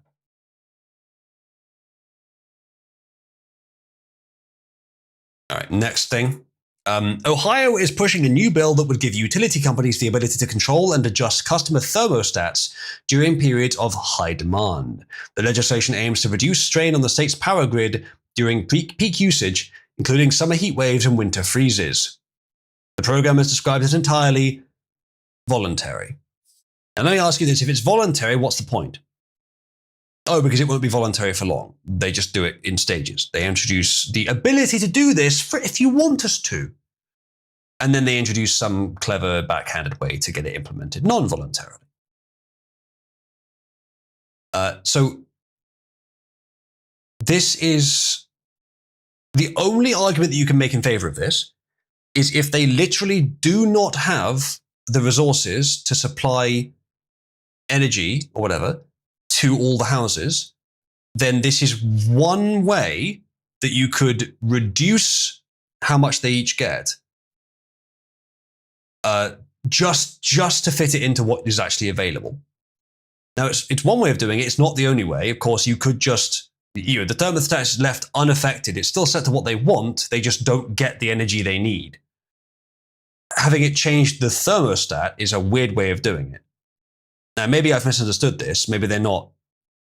If it's a digital thermostat, it would just receive a signal that turns it down. If that's how they're doing it, the pro is that it's clearer to the user that they're not getting all the power they should be getting. Okay, that's the pro. The con is you're basically entering their house and tampering with their property. So no, fuck off. If you want to send them information that there isn't enough energy available, you fucking email them or you text them. You communicate with them in the way that they consent to. Oh, well, this is consensual too. Well, will it always be? If it's consensual, what's the fucking point? So yeah, JPEG says they lay the legal groundwork. Next step is if you give us access, you get X bonus. Indeed. And the next step after that is we get access to you or you will get a contract. Yeah. That's what I'm saying. That's what I expect their reason is.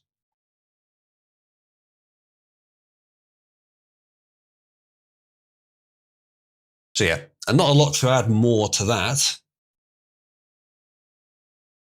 Yeah, it looks like everyone else is making roughly the same assertions as well.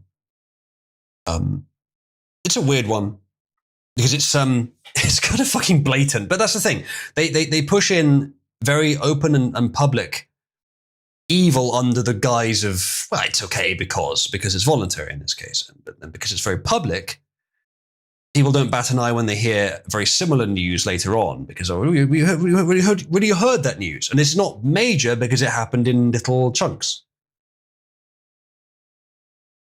Jadif says 100% they will fake high demand. And yeah, exactly. That's the other part of it. If they have control of the thermostat, then they can easily just turn you down anyway. Keep charging the same amount, potentially.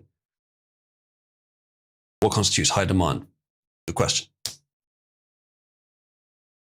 I mean, to be fair, this is less about them making money because assumedly, if you're not using the power, then you're not charged for it. But it would potentially give the companies more control to just more control. Now, whether they're able to use that is questionable, but maybe the law on this won't catch up as quickly as their ability to do this. If they are able to mess with your thermostat before there are laws in place saying that they can't, they will have a few blissful years of fucking with you before the law starts to defend people. And even then it's going to be class action probably. So yeah, that's just one way it could be. It could make sense, but I'm not sure I have the full story here. We might have to wait and see for more detail. It would have to be digital thermostats as well. I don't know if you can get analog thermostats these days, where the position of the dial corresponds to an exact value rather than just having a dial that controls a digital system. But if you can, I'd maybe suggest it. We will, I think, wrap up soon, chat. I'm already pretty tired and we were almost at 3 hours, but I will make a brief request that if you enjoy the content that I produce and the community that I run, you can contribute via tip.oozaloo.net or fund.oozaloo.net. These contributions are essential to keep the community going, and they have unfortunately been rather light recently. I'm not sure exactly why. I have some ideas though. So thank you in advance if you do want to contribute. At the moment, as you know, the new economy system is not connected to Subscribestar or Stream Elements or any other payment service, but they will be, and they will be retroactively connected as well. So you get all that coin, you get all that credit for later. But the old system still is. So if you want to contribute in order to influence the TP board to change who is Discord Kitten, as you can see, that is still connected to Subscribestar and Stream Elements. And through Subscribestar, you still get a 30% bonus if you sign up as a patron. The new system, however, if a contribution comes in during the stream, I will manually grant you the amount of credit that is equal to your contribution. And then you will later get that amount automatically as well. So basically, for a time now, you're getting double your money if you contribute during a stream. And I'll give you the credit. Or if even not during a stream, I'll give you the credit if I know who it is. Thank you to Nachos, who says, meeting Cybersmith was interesting. Thanks for that, I guess. Let me do /grant to Nachos, amount 500, reason, Stream Elements, contribution. There you go, Nachos. If you do /C, you should see that you now have some coins. And you also, therefore, have the ability to influence... Go away, website. To influence that leaderboard, where you are currently in the lead. By the way, chat, I added a new feature to this system. If you type in /AIDS, then you can see what causes you are aiding. If you don't see the /AIDS command, do Control-R, and it should pop up when you type it in. And you can see everything that you support, and everything that you denounce as well. So yes, there is now a /AIDS command in the server.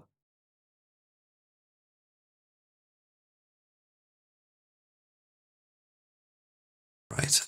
Anyway, we will do one more story, and then I think we'll wrap up.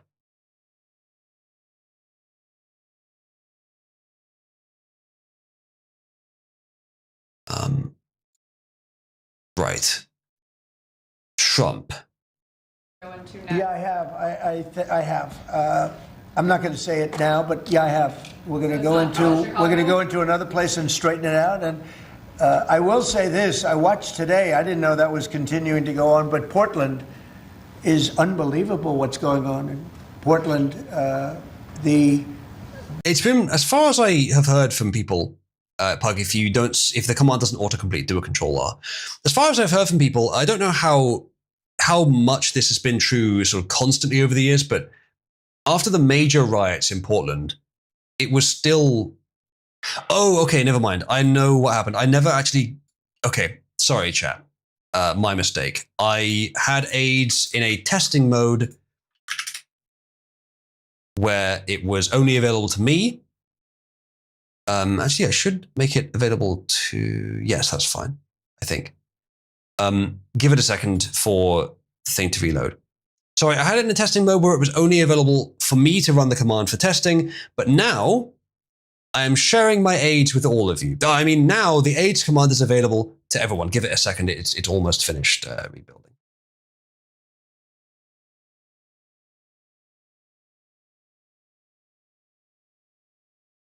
Come on, finish building.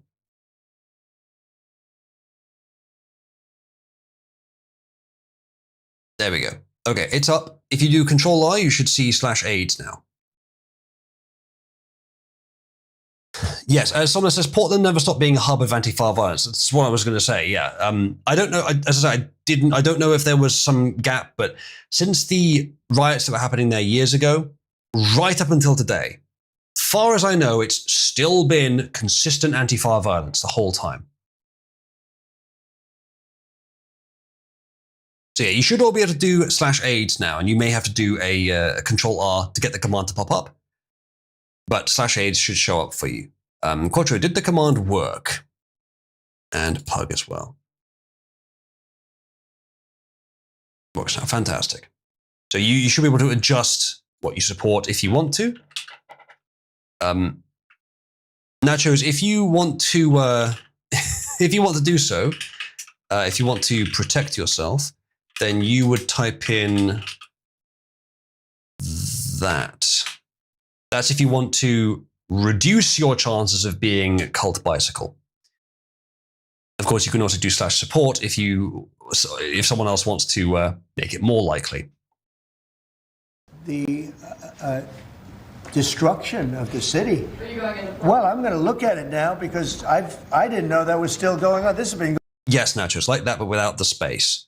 If you type in /denounce, you should see the suggestion pop up. Just make sure that that's the one that you select. Also, you spelled denounce wrong. Been going on for years, so we'll be able to stop that very easily. We'll be able to stop. But that was not on my list, Portland. But when I watched television last night, this has been going on. You wouldn't be standing if you were the mayor. You would be. Can you imagine? He said that it will be easy to stop the Antifa violence. They crumple the moment there's someone else who is a reasonable threat to them. The only way that they persist is by being so unempathetic, so pure evil, that they just do violence against people that don't deserve it constantly.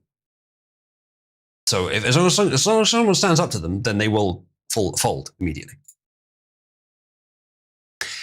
Nachos has denounced BMX Nachos. Has that? Oh, by the way, Nachos, it does say this on the various things, but you can put, so you've got 500 credit. You can think of that credit as your stockpile of resources. You can do /redeem, and that converts that stockpile into active influence. That influence is what affects the board. So just by denouncing something, you do reduce its score, because the number of people that denounce or support something changes its value, but not by a lot. However, if you actually put influence towards it, it reduces it by a lot more.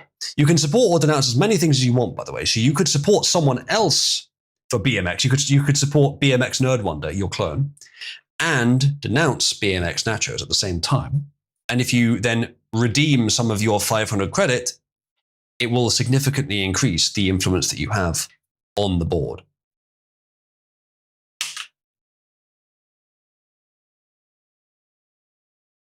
So, fair enough. Because yeah, that's the difference. Is that credit doesn't decay; it's a stockpile that stays there. But influence does decay. Now, when you have influence, it can be used for anything. I'm probably going to configure it so that you can apply it to whatever range of things you want it applied to. So across space, if you like, it's unlimited, but across time, it is limited. So when you redeem does matter. But what you redeem it for is very flexible. So yeah, Portland. I would have guessed, actually, but I didn't know that Portland was still basically on fire. And given that, easy win for Trump. Best of luck.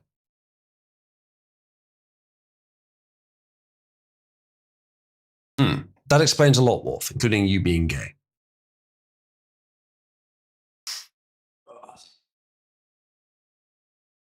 Portland's a literal shithole, says Busak. On fire since the riots, yeah. Yeah, it's bad. But there's not many ways that you can fix it besides physical force. And Trump doing this is probably a very good idea. What are we talking about today, Uzlu? Well, Mink, you've arrived at an excellent time. We're just about to end. End? Oh. Yes, we're not actually in the pre-stream. We're just in the pre-stream channel because I thought that we would have a more open stream, partly because Cybersmith was here. No, it's the pre-stream stream. We'll have a real stream after this.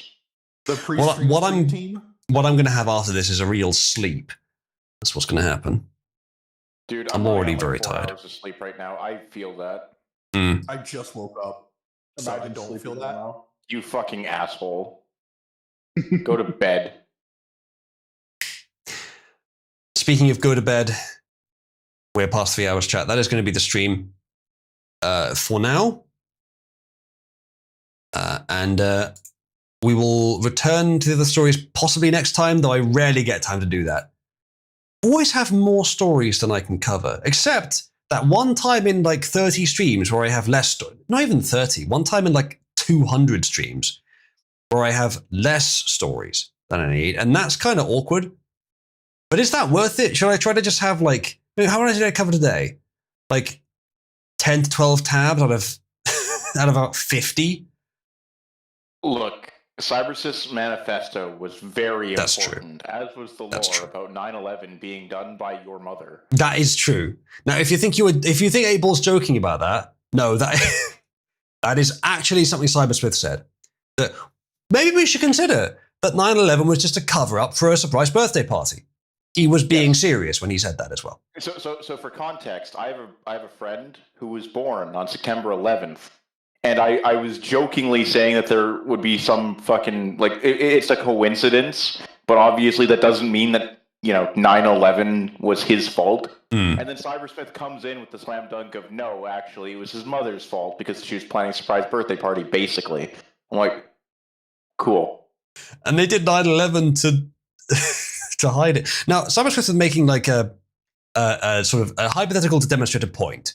Now, we shouldn't assume that it is his actual belief that that's the case, but the hypothetical still is so insane that it does not demonstrate his point. Because the idea was that this correlation of events does not mean that there's a causal link. Now, to Cybersmith, that is impossible. If there's a correlation, there is a causation every time, always. That's how his brain works. So he had to come up with some way that a surprise birthday party could be, it killed my Discord stream, that wasn't me. A surprise birthday party could be causally linked with the correlating date that they happen to happen along with 9/11.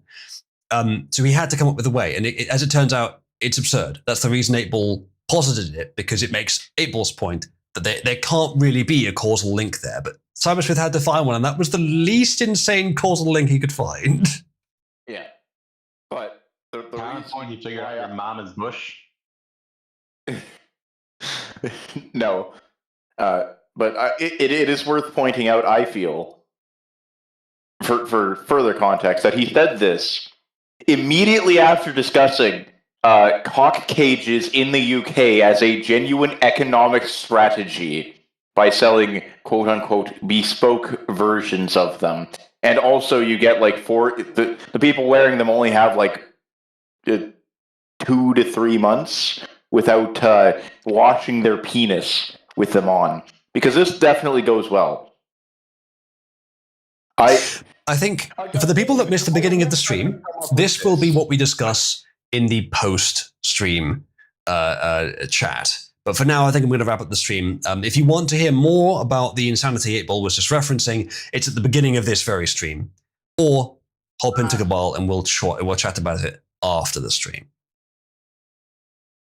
So, thank you for joining me, everyone. I will see you there, hopefully. Good night.